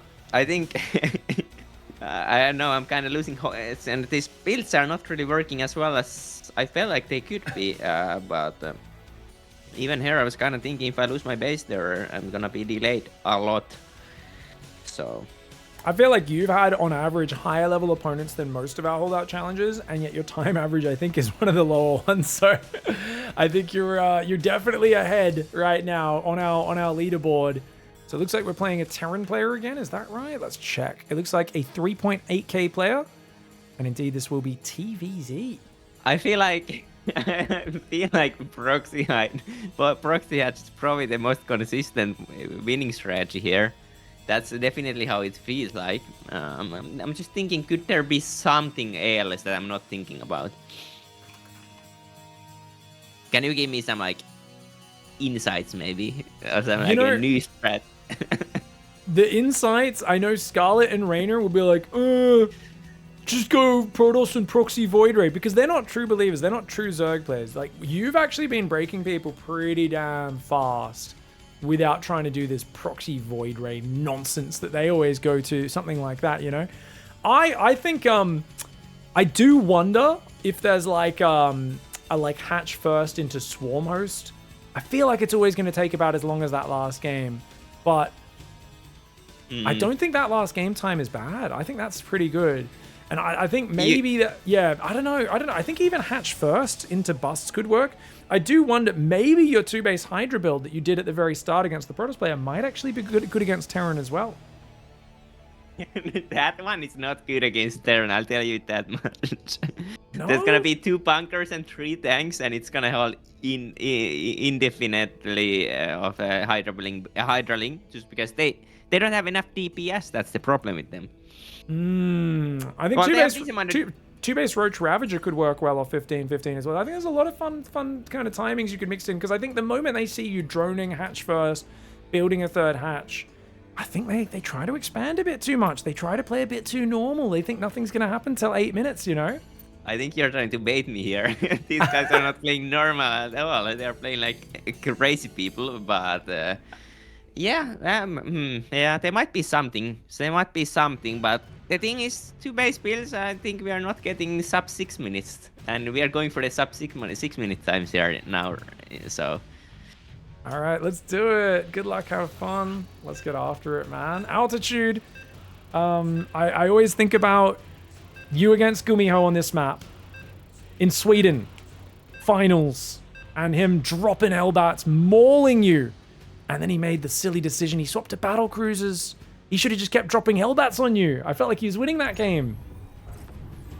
I don't remember that game very well, to be honest. It wasn't very memorable to me, but just a casual grand finals victory that you don't even remember. Nice, I love it. I remember a lot of games from that series, but that was like that one. That was a sick not game, man. I think that was also the game where on Ascension to Ire, or no, Ancient Cistern, he I think he got you where he killed your spawning pool and you couldn't build Zerglings. But anyways, I'll stop distracting you. I also remember we also had I remember the Proxy Reaper game in Dragon Scales, and I feel like I remember all the other games, but it's just not that one. This game was sick. I would recommend it to anyone if you guys want to watch that finals, Serral vs. Gumiho on this map.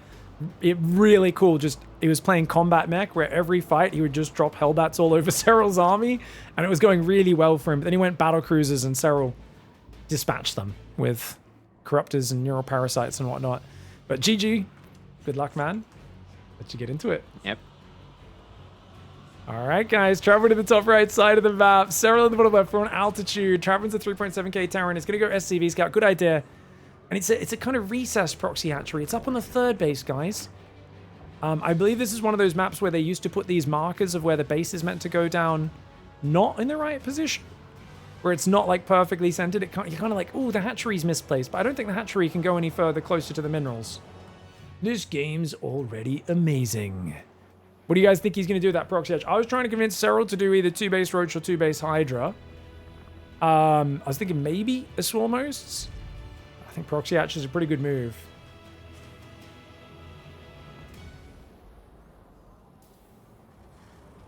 You guys want to see me play Serral? Oh. Ooh, I'll make him come to the NA server if we do that. I ain't playing EU. If I do, I'd literally just copy, if I had to play EU against Serral, I would copy the strat of, what's the Space Monkey? Space Monkey. I would chuck a Space Monkey. Only difference would be I'd wall the ramp with Evos as well. I'd spread a little bit of creep and wall that. All right, guys, 2 Marines going to come out. Serral does not want to lose this Overlord. Roachhorn and Second Gas are on the way. And it's a 1-base play. Oh, this is so smart. Trabwin not trying to expand. Keep it simple, stupid. If you're going to go gas, stay on 1 base. Smart play by Trabwin. You get early tanks out, maybe a Cyclone to dance back and forwards. Good luck breaking a 1-base Terran with essentially a 1-base proxy Ravager rush, right? You can drone this up and try to go Swarmos after. I think you're going to have to.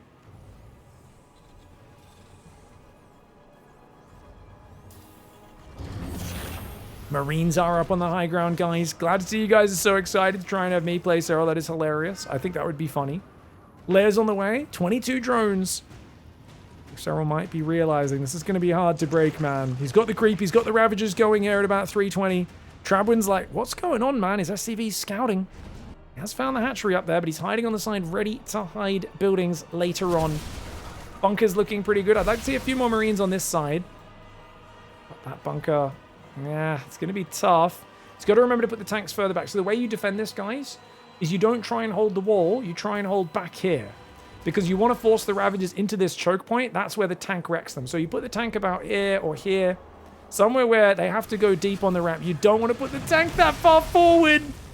Oh, no. Oh, no, no, no, no, no. Trapper, no, that's way too close. That is way too close. He's trying to protect the depots, which... I mean, you could maybe make this work. The problem is they're going to run up with an Overlord from this side. They're going to bile that tank pretty hard. 2 SCVs have gone down. 2 orbitals worked out for Danny. 2 orbitals was good, but Danny had to do a lot of things correctly to make that work. Oh, the SCV gets found. Nice move by Serral. Infestation pits on the way. He's going to go Ravagers, Swarm Hosts. Pretty good SCV micro so far. I mean, he's got enough tanks that... there's going to be good overlapping firepower whenever these Ravagers come in range. I think normally you just want to use the safety of that ramp, put these tanks further back here, and give up this ramp and move your buildings a bit further back. We'll see if he can do it. This does make it harder for Zerglings to get up if Serral cannot bust this wall. Keeping this Marine count alive is vital. A few more bunkers would be really nice on 1 base. Tanks and Banshees are building. Oh, the SCV micro! Trabwin! Who is this? Who put Clem in a Diamond 2 player's jersey? Who did that? The Ravager goes down, does take out 2 SCVs though and damages the depot. Brings another 2. Is that Gary and Bruce? Oh god. These guys, they used to build depots together all game long. Now their job is repairing a depot right on the front line. A very dangerous mission. 3 tanks though. Serral knows if he steps forward, those Ravagers will get blasted.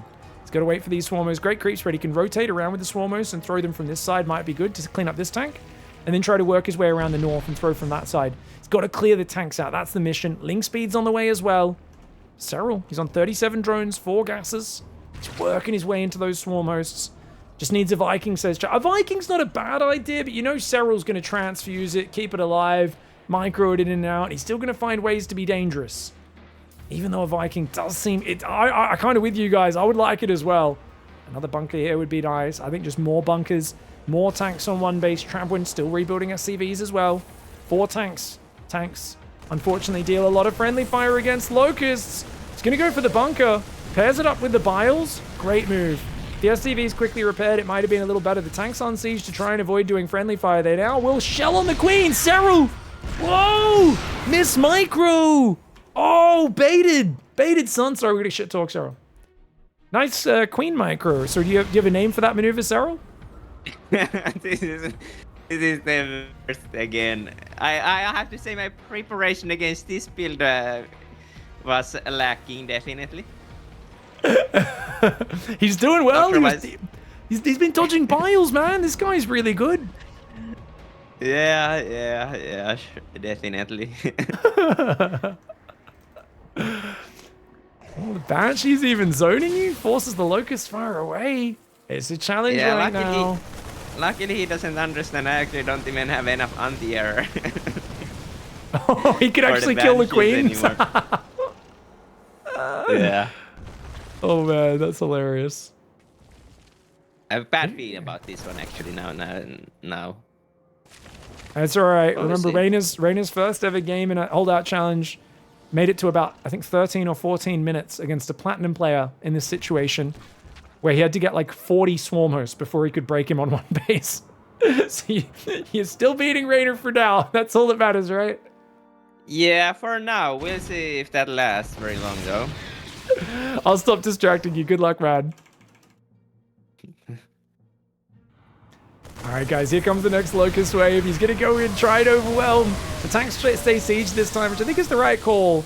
He does... Oh, he unsieges now. Okay. Overlord goes in a bit deep. The swarm host count up at 17. At this stage, it's kind of inevitable. We're getting caught. I would love to see him float a building out and just try to hide it. I don't know which building you can really skimp on production on right now.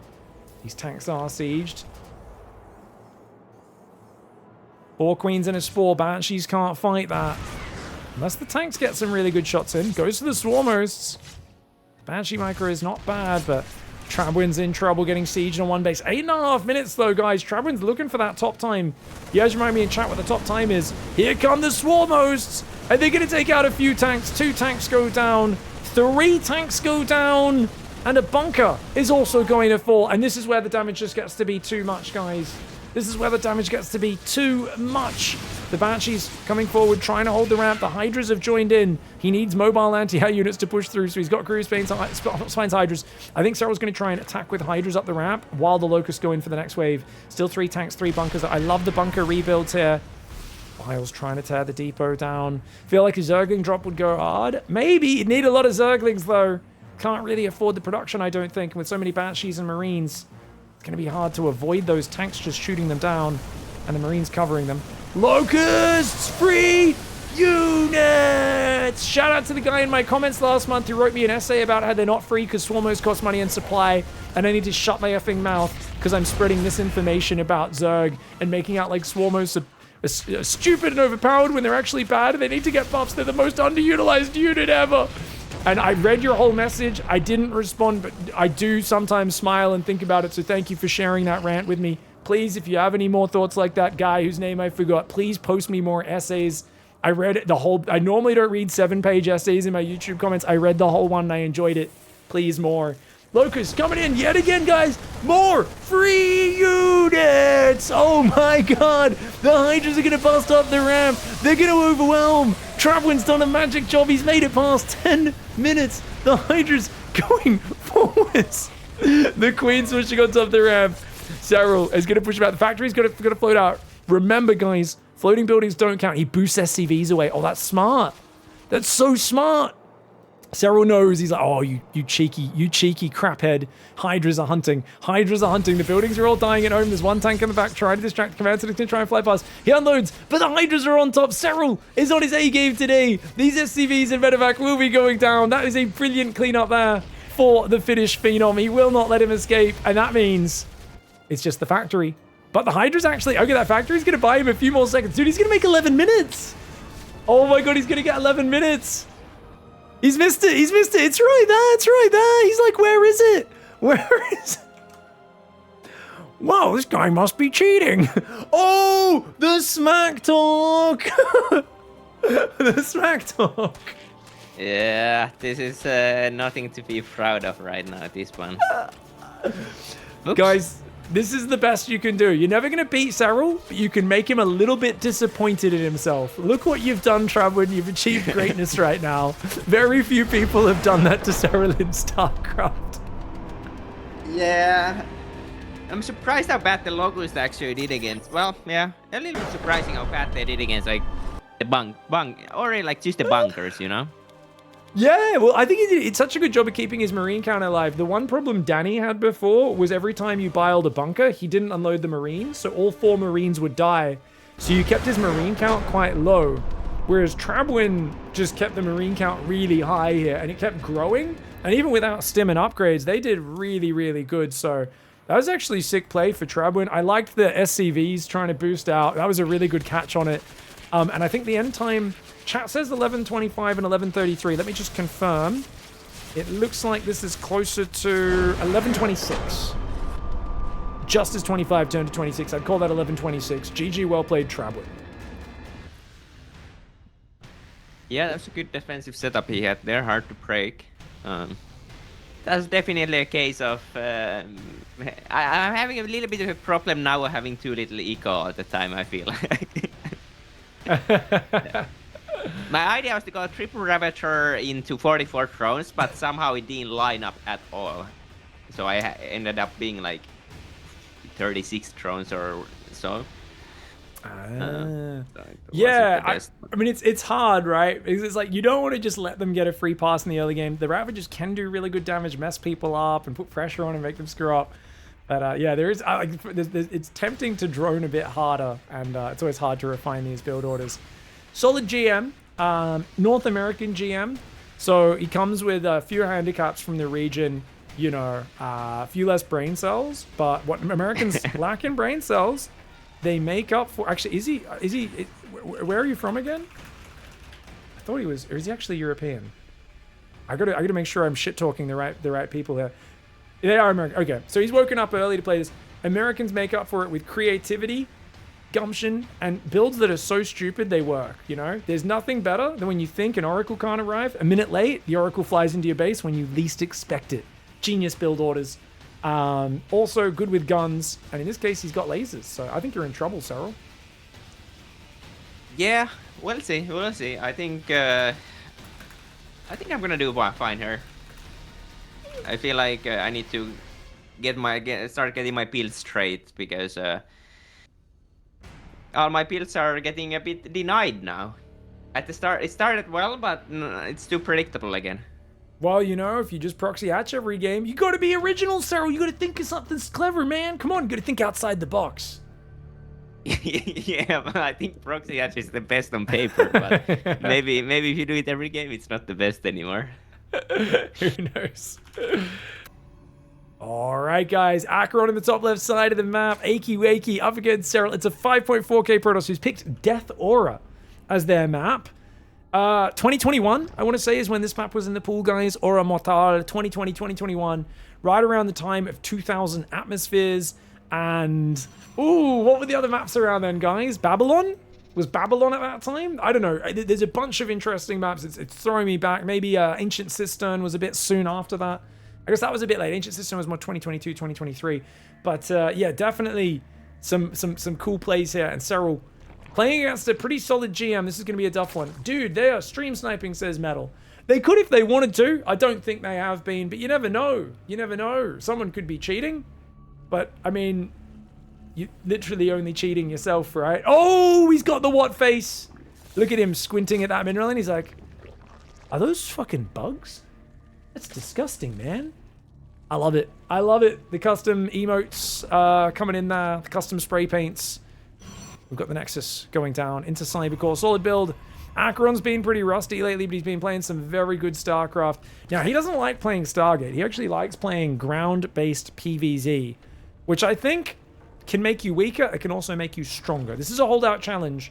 Is Acheron going to go, I'm 5.4, I'm going to try and win this game? Or is he actually going to play the holdout challenge? That's the question. I think he should actually play the holdout challenge. And I think he's good enough to pull off a solid opening. Question is, does he try to rush a third? I think playing as a 5.4k player, Serral wisely has done a hatchery first. Oh, that's not what face? I'm getting my emotes confused. It's been a long time since I Twitch chatted, guys. What can I say? I almost exclusively watch YouTube these days. I'm a traitor. Bruh. Probe's gonna move around. How are we doing? Eon Blue's in chat. His workday's finished.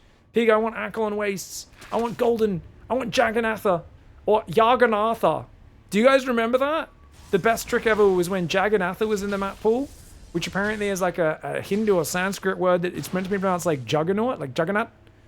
But some guy convinced Maynard early on in the map pool that it was a Finnish word and it's meant, or something, and it's meant to be pronounced Yaganatha.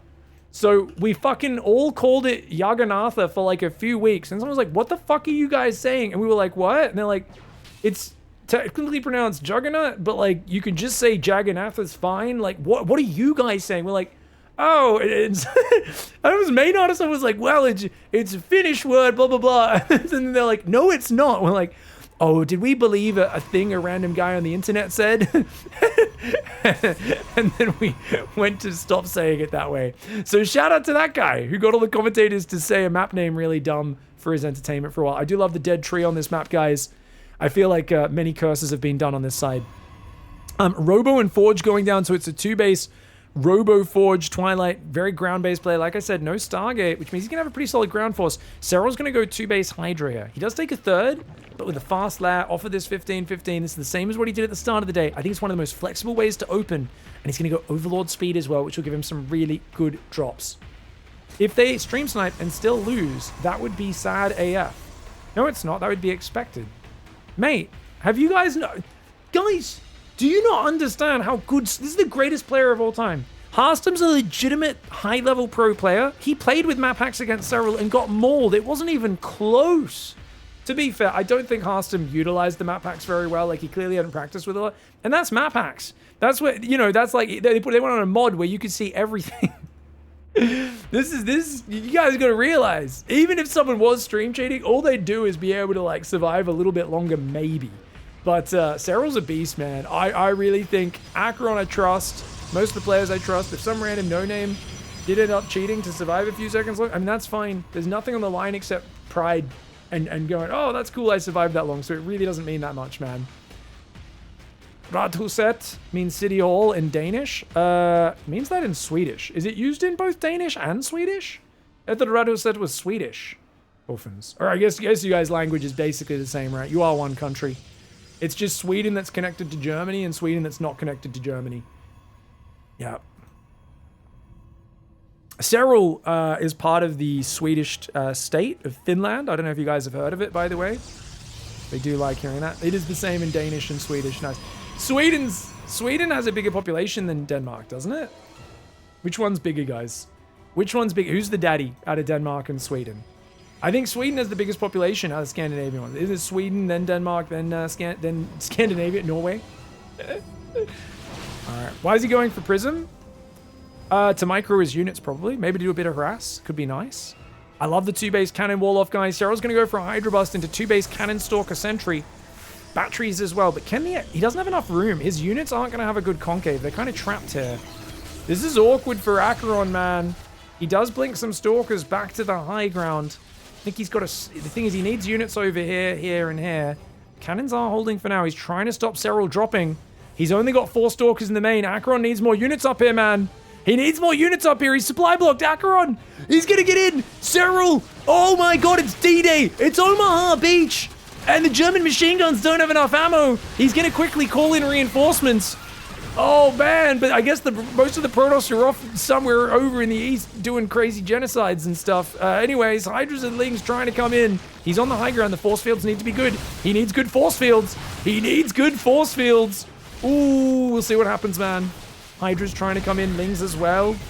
Let's see what goes on. Oh, the Stalkers. The Stalker's microing pretty well. Yes, a bunch of probes go down. It's good damage. But is it enough damage? Can he actually snowball this? Serral's ahead, but ahead is not winning.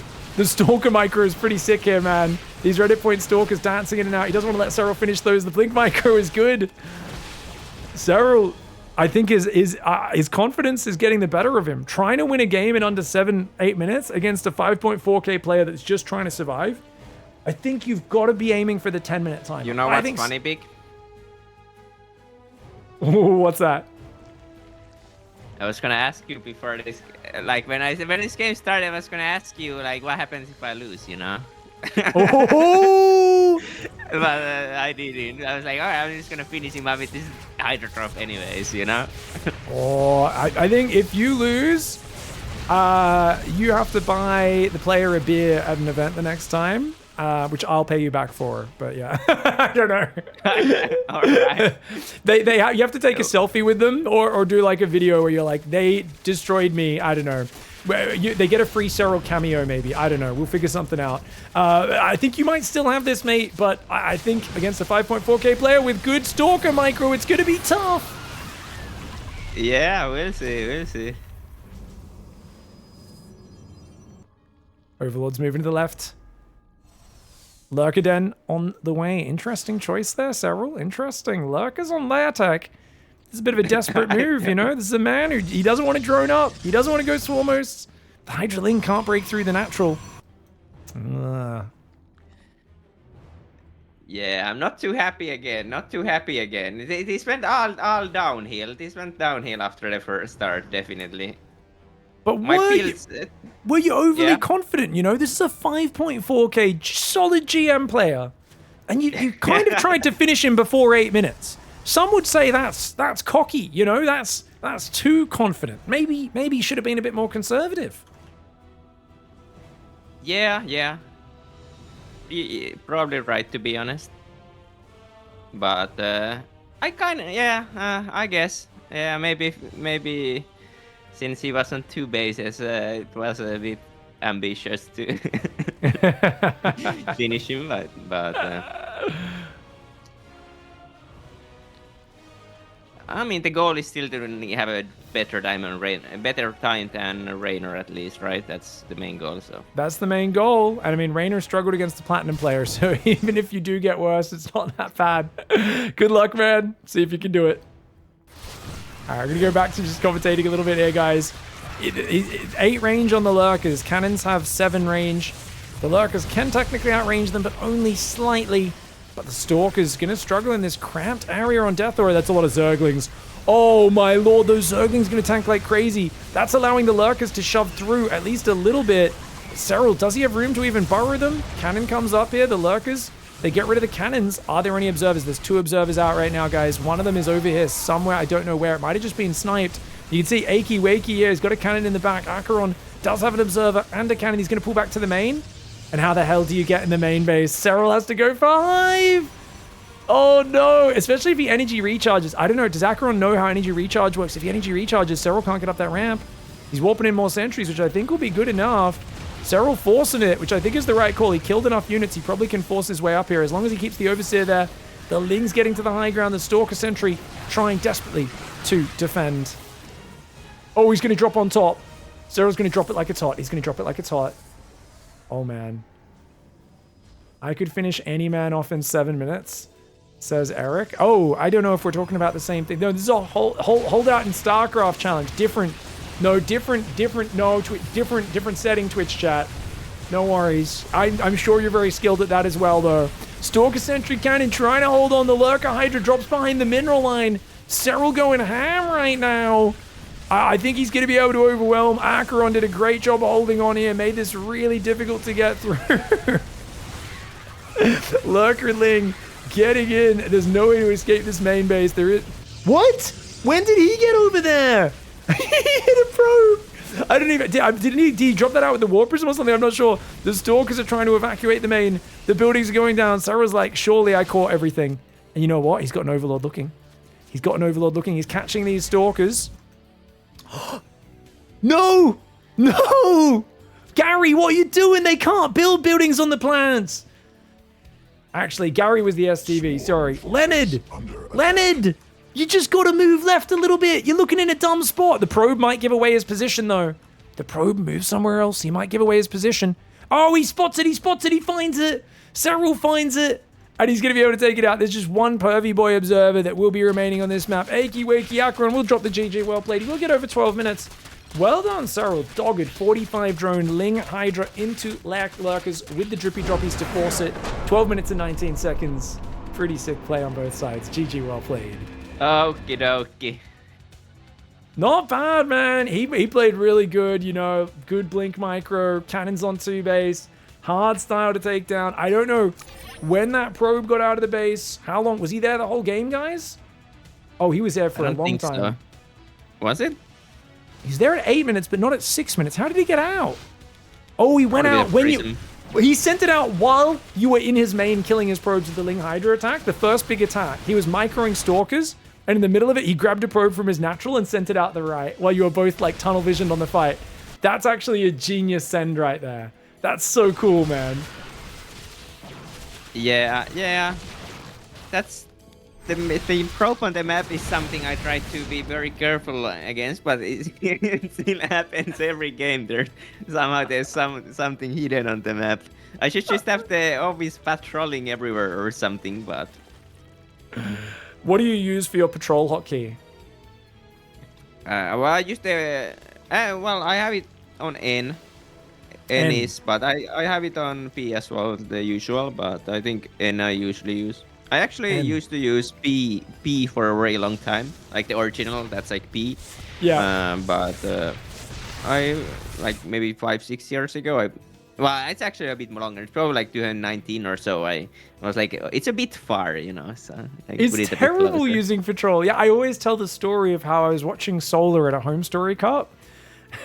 And he was using left shift with P to set up the patrol overlords in his EVZ. And he literally had to get his hand out like he was doing like a rock on symbol.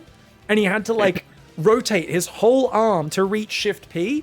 And it took him like 30 seconds, I kid you not, to set up the overlords patrolling on the map. And I'm like, dude, this is not that hard to do. Like, he's making this the hardest possible way, because he's like, I got to patrol like 9 different overlords to see this whole map in ZVZ. And he spent like, I don't know, maybe 20 seconds. It's just an eternity in StarCraft time in the mid game of his ZVZ doing these on his keyboard. And I was like, you got to rebind patrol, man. That's like in the old days. I remember the first few years of StarCraft 2, I didn't rebind anything.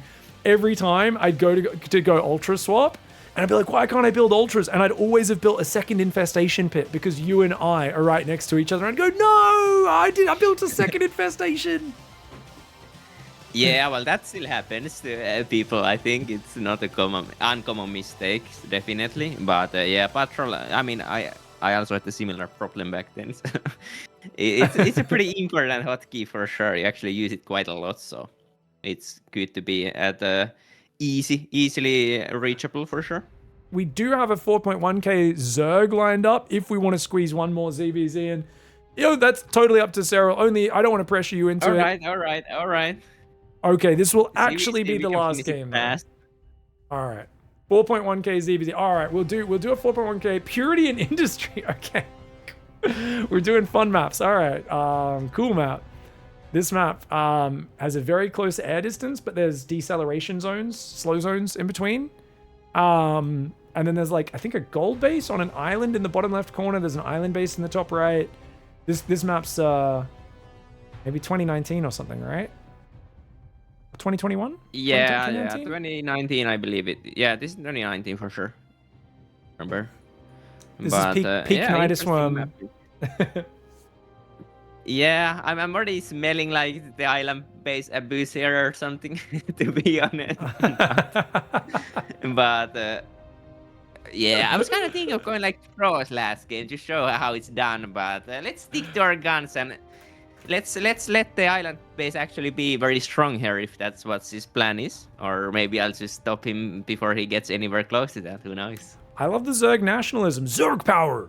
Zerg strong, you know, none of this trader stuff, none of this Rainer and Scarlet always swapping a Protoss to make things easy for themselves. No. All right, guys, we've got Avaroxel down in the bottom right side of the map, the purple Zerg, Serral in the top left. It's the final game. It's a 4.1k ZVZ to finish today's show with Serral, and that should be fantastic. I mean, he's given us a lot of time as well. I think we started at like, I want to say almost 2.5 hours ago, guys. So, you know, I think we were kind of like, 1.5, 2 hours maybe. And the fact that he's hung around and given us extra time the day before the playoffs with Mario, we really appreciate him so much. So I want to get rid of him right after this, because we've already had him sacrifice enough of his time the day before the playoffs. But we really appreciate him for that. Avarox's going to go for a pool first build order, guys, on the right side of Purity and Industry. Oh, there's some nice little... Is that insects? Oh, I think we got like a little bit of ambient insect noise on this map. Oh, that's cool. Very interesting. There are slow zones on this map, guys, blocking the bases. There is, of course, an island base here. There is a gold base in the bottom left. It's not an island base, sorry. This one does have bridges to it, which you can burrow banelings on, even though they are see-through, guys. And the opponent will not see them. They are still operating the same as any other ground. It looks a bit weird, but it is what it is. My favorite one, do you guys remember what was there was a map, a beautiful map, not good to play on as a Zerg. He's spine crawler. Why would you... Falling off with spines on one base is hilarious. That's so funny. They're very weak to banelings, guys. You definitely want to move those at some point and replace those with Evos. But what was the map? There was a map with these trees with purple flowers on them, and it was really cool. It had a bridge with like planks with gaps. It was like a rope bridge with like planks, and there was holes in between the planks, and you could burrow the Zerglings or banelings in the holes between the planks. And you'd just be looking at it, you're like, what am I... How's that burrowed on the hole in between the planks on the rope bridge going through the middle of the map? I mean, also, how is siege tanks driving across it without it collapsing and thaws? But, you know, it is what it is. Gameplay needs to be consistent, guys. We can't be introducing all of that craziness. Hatchery's going to try to go down here. Avarox is going to... Oh, no, he's going to go for the corner or something like that, is he? 2 spine crawlers in the main. Bit of a wild choice for Avarox, guys. The Zerglings have a bit of a skirmish. Now, obviously, Serral did lose his Overlord, guys, which is pretty noob. So he actually lost his Overlord. I should have talked about that. Sorry, guys. I wasn't expecting that. Serral's, like, really keen to get revenge now. He's like, well, your Overlord's too close as well. Kind of hard to escape when you got those slow zones on the edge, guys. That is already on the way for Serral. Serral.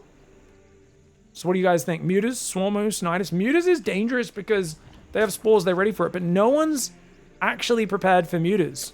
And they don't really have much scouting. If he actually just goes 2-base Muta, he could maybe just get in there, do crazy damage, and then just rally Zerglings behind it.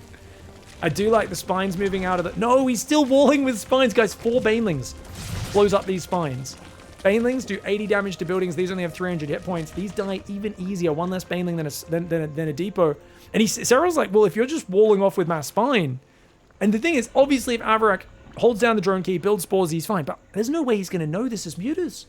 There haven't been Mutas at all. Serral playing some friggin' mind games today, and I love it. I'm all here for it. He's going to take a front hatchery. Normally you take the back one because it's safer with a Muta build. Of course, he's not worried about any offense against a guy turtling with a spine crawler wall off. 3rd base goes down. Overseer comes in, has a scout. He sees no Overseer. Sees nothing but spines and queens. Serral's going to feel so happy about that. I think you can dodge the slow zones if you go out to the right. He's going to go right through them. Dude, it's a 50% movement slow. It's pretty painful. Hatchery is 275 minerals now, guys. Queens cost 175, though. They made Queens 25 minerals more expensive, and Hatchery slightly less to compensate, to discourage people from massing Queens to stall out games and be safe against everything in the early game with a very turtly and boring unit. All right, guys. Mutas are on the way. First Mutalisk, +1 air weapons. Serral got that 3rd base coming. He's on 44 workers. Spores are building. How does Avarox know? How does Avarox know he's building a spore? Only 1, though. Because he's seen an Overseer. Avarox kind of like wondering. If Avarox builds a few more spores, he could be good. He's going to send an Overseer out. Oh, this is sick. This is actually sick. Okay, what are we going to do? Hatchery's there. Okay, the Mutas are coming in. He's going to take gases. He's going to try and overwhelm with Mutas. I think you just hide the Mutas. Problem is this boy. Oh, God. If Avarox can spot this, he's already got a 2nd spore building near the front. Changelings coming in. And that Overseer. That Overseer, guys. We're on Avarox's camera. This is Avarox's camera right now. We're on his view. Does he look? Does he look at it? Does he see it? He comes in. He comes in. Pauses for a moment. He sees a spire, and immediately pulls the queens back. And surely you build spores. More queens start building. Surely you build more spores. There's already 3 queens and 2, which is enough to hold on for now. Avarak not building more spores. A wild proposition. Okay, 2 more spores go down. Queens are going to come forward. Transfuse goes down to the Overlord. You're going to save your queen, mate. Oh, he transfuses the wrong queen. Avarak misclicks. He does the, oh, what's the guy who missed the force field, guys? Our lovely Protoss player from the Hearthstone Holdout Challenge. It wasn't Angrath, was it? Was it Angrath or someone else? You guys help me out. Someone, we always make fun of him. He basically, all he needed to do was stop Hearthstone's 1-base stim push by force fielding the ramp. Hold on, the mutas come in, one of them dies. And it was Angrath. So he had to throw the force field here. Guess where he threw the force field, guys? He threw it here. I kid you not. It was the funniest force field panic miss I'm playing a pro gamer who I watch on YouTube all the time moment I'd ever seen in my life. It was so funny. And that's what happened with that transfuse. There's like a red hit point queen and he's like, oh, and his mouse is just like doing these ones. He just clicks on the queen that took like 2 bounce hits and was almost at full hit points. You're playing the greatest player of all time. It's understandable, man. It's understandable. There's no shame. As much as I'm laughing at you, Avarak, there's no shame, dude. Shout out to Angrath. Always takes it as a good sport as well, that I bring it up all the time. It was just such a funny moment. There's no spore in the mineral line. Wait, there's no spore in the mineral line, mate. You got 8 spores on the left side of your base, none in your mineral line. But Avarak's doing a good job of holding out, and you need to run Lings in. It's the Lings that'll finish this game. I like that Serral's being patient here. Oh, he gets the high energy queen. Transfuses the wrong queen again there. It's always going to be tough to save that one, though. Lingbane's going to be the finisher, I think. Baneling speed's on the way. Serral has 3 bases, 4th base up. That's, of course, just a barracks at this point. It's a production structure. And there's so little on the ground. A few Ravages, a Roach, 1 Spine Crawl, and no wall off. You really should be full walling this Avarak. But the moment I saw spines in the wall, I kind of knew Avarak just wasn't going to wall off because who walls off in 1 base? You gotta Evo wall this, bro. We're gonna let the Banes in. Otherwise, they would have to expend a lot of Banelings to at least blow up the wall off. But as it is, oh god. Banelings are gonna blow up the spores. He detonates on the spores and the queens. Oh, that's adorable. Dude, he uses the Banes on the spores so the mutas can clean up the rest. That is actually so slick. Serral here playing some cute style here. Who needs Baneling speed, man? Baneling speed's for losers. Waddle up that ramp and take care of him, man. He's got oh no Ling speed. He's got slow Zerglings. Serral right now is like, we don't have time for Zergling speed. He's killed multiple Zergs with slow Zerglings in today's Holdout Challenge, guys. He's going to fall back for a moment, gather his units. The mutas will pick things off. Serral being very patient here against the 4.1k player, but Avarak's done a really good job of surviving as long as he possibly can. This is awesome. Is there a point of Banes? He could have got +1 melee. What, +1 melee with his slow Zerglings, chat? Are you guys drunk? No, I thought he was just going to do mostly upgraded Zerglings as well, to be fair. But I guess he said, not pure Bane Muta, let's go. The spores are actually doing pretty well, man. Oh my god, the Muta's just got wrecked. Dude, his Muta's just got wrecked. GG. Oh! Genius. Genius. Genius move. He goes for the fake leave. He goes for the fake leave. I kid you not. That has worked on everyone back in the day. Type 1 in the Twitch chat if you guys have left a game at some point in the last 25, 30 years of real-time strategy online play. I've done it. I did it in Warcraft 3. The first time someone that did that to me, I was like, oh, I thought I won and I went and left the game. I went F10 and quitted. And then I was so confused afterwards. And then it dawned on me and I was like, what? He faked leaving? He typed the message? Because the message types. If you leave the game, it does that. It says, has actually left the game. Avarak distracts him with the fake leave. Gets the hatchery in the corner to buy time. Buys himself another 30 seconds. Oh, so many ones in the chat, by the way, guys.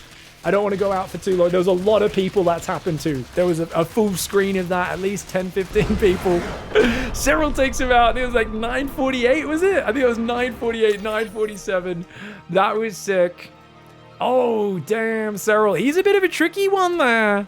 And we've got to ask you after that game, have you ever fell for that trick on the ladder back in the day? What trick? The fake leave. Oh, first. The fake leave. Oh, the fake leave? No, not for that one. You're too smart, man. A lot of people in chat, I just quizzed everyone because I got caught by it once in Warcraft 3 like 25 years ago when I was a young lad. And a lot of people in chat have also left games after someone's typed that in chat thinking it was game over. But for you, it doesn't even register. You're like, of course they didn't leave. That doesn't work on a world champion, guys. Doesn't work on a world champion. He did a good job of hanging in there, though. I love it. No ling speed. Banelings on the spores, muters. What do you think of your strategy in hindsight as that game wraps up? His strategy was similar to the one of the other Zerg games he played.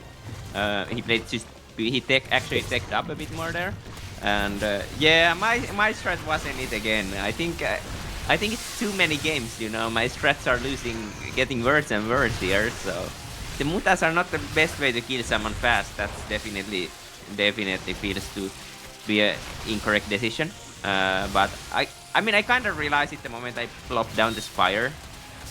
But then I was like, there is a word where he just won't realize it's mutas, and it says like no spores. I'll just click the 2 queens and just click out the spores before they actually finish. So I was like, maybe it's gonna work, but then he had 2 spores already. So, dude, I thought it was genius. I thought it was gonna work as well, but he got that Overseer in, which was really sneaky. Yeah, he had this Obi Scout there, which is quite important. But to be honest, like, it wasn't even that bad. Like, if I just like did a faster Baneling transition there, that could have been like a under 8-minute game for sure. But yeah, I think it was pretty good, man. I mean, you could tell he's learning, right? Because they've watched all the games now, so the players were getting better and better as we went on. They've watched from the other players. They've watched me smack talk everyone for leaving the game when they haven't had their buildings eliminated, for not building spine crawlers, for all that sort of stuff. Well, all I can say, Serral, is I'm absolutely stunned. You came in with the best preparation, the best times. I'm literally frozen in admiration for how incredible your play was today. And I say that quite literally because my webcam froze. So everyone can see me actually completely frozen on the stream as I am. I'm very impressed. I love the way you brought in the builds. Reactive gold base on post-use. Double gold, proxy hatches, swarm hosts, lots of ravages and lings.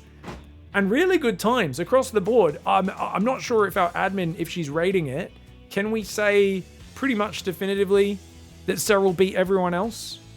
Dot? If you looked at these times, I think no matter what, Serral has the best Zerg times. Because the other guys all off-raced a lot. Yeah, that's already an achievement. Best Zerg times is all I need here. And if we just look at highest time, your highest was 12:19, right? Against Acheron. And Scarlet's highest time was 12:39. So you beat her by 20 seconds there. And Scarlet picked the easier tools. I think she played Protoss, and that player smack talked her at the end of that game, which is why we have that note. For Raynor, his longest was 15:45, so we know Raynor loses. You beat the heck out of him on the highest time.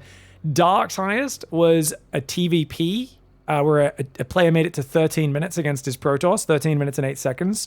So when it comes to highest times, you're winning. But wait, Harstem, actually... Harstem's highest time was 11 minutes 40. But Harstem had lower level players. We don't have the MMRs, but there was only one Masters, no GMs Harstem played against. So the highest for him was 11 minutes 40 against the Diamond player, but he didn't play against as many players that were as high level as you. So it's a bit of an unfair comparison. And then, of course, Parting loses, even though he had the best times out of everyone on average, he also had mostly Diamond and lower players, and he lost to Mana. So he automatically can't beat you no matter what. Because he lost and you didn't lose any games.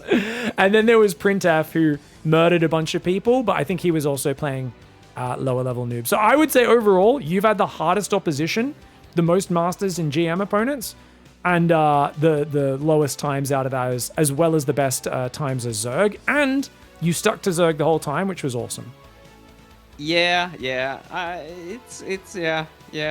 I mean, I could have played like triple robot, 3-gate robot there or something, but V6 to Sturk, I'm proud of that, you know? Like, I'm a little bit sad here because the end was so bad for me. Last 4 rounds were disappointing, but if that didn't happen, it would have been an incredible day today.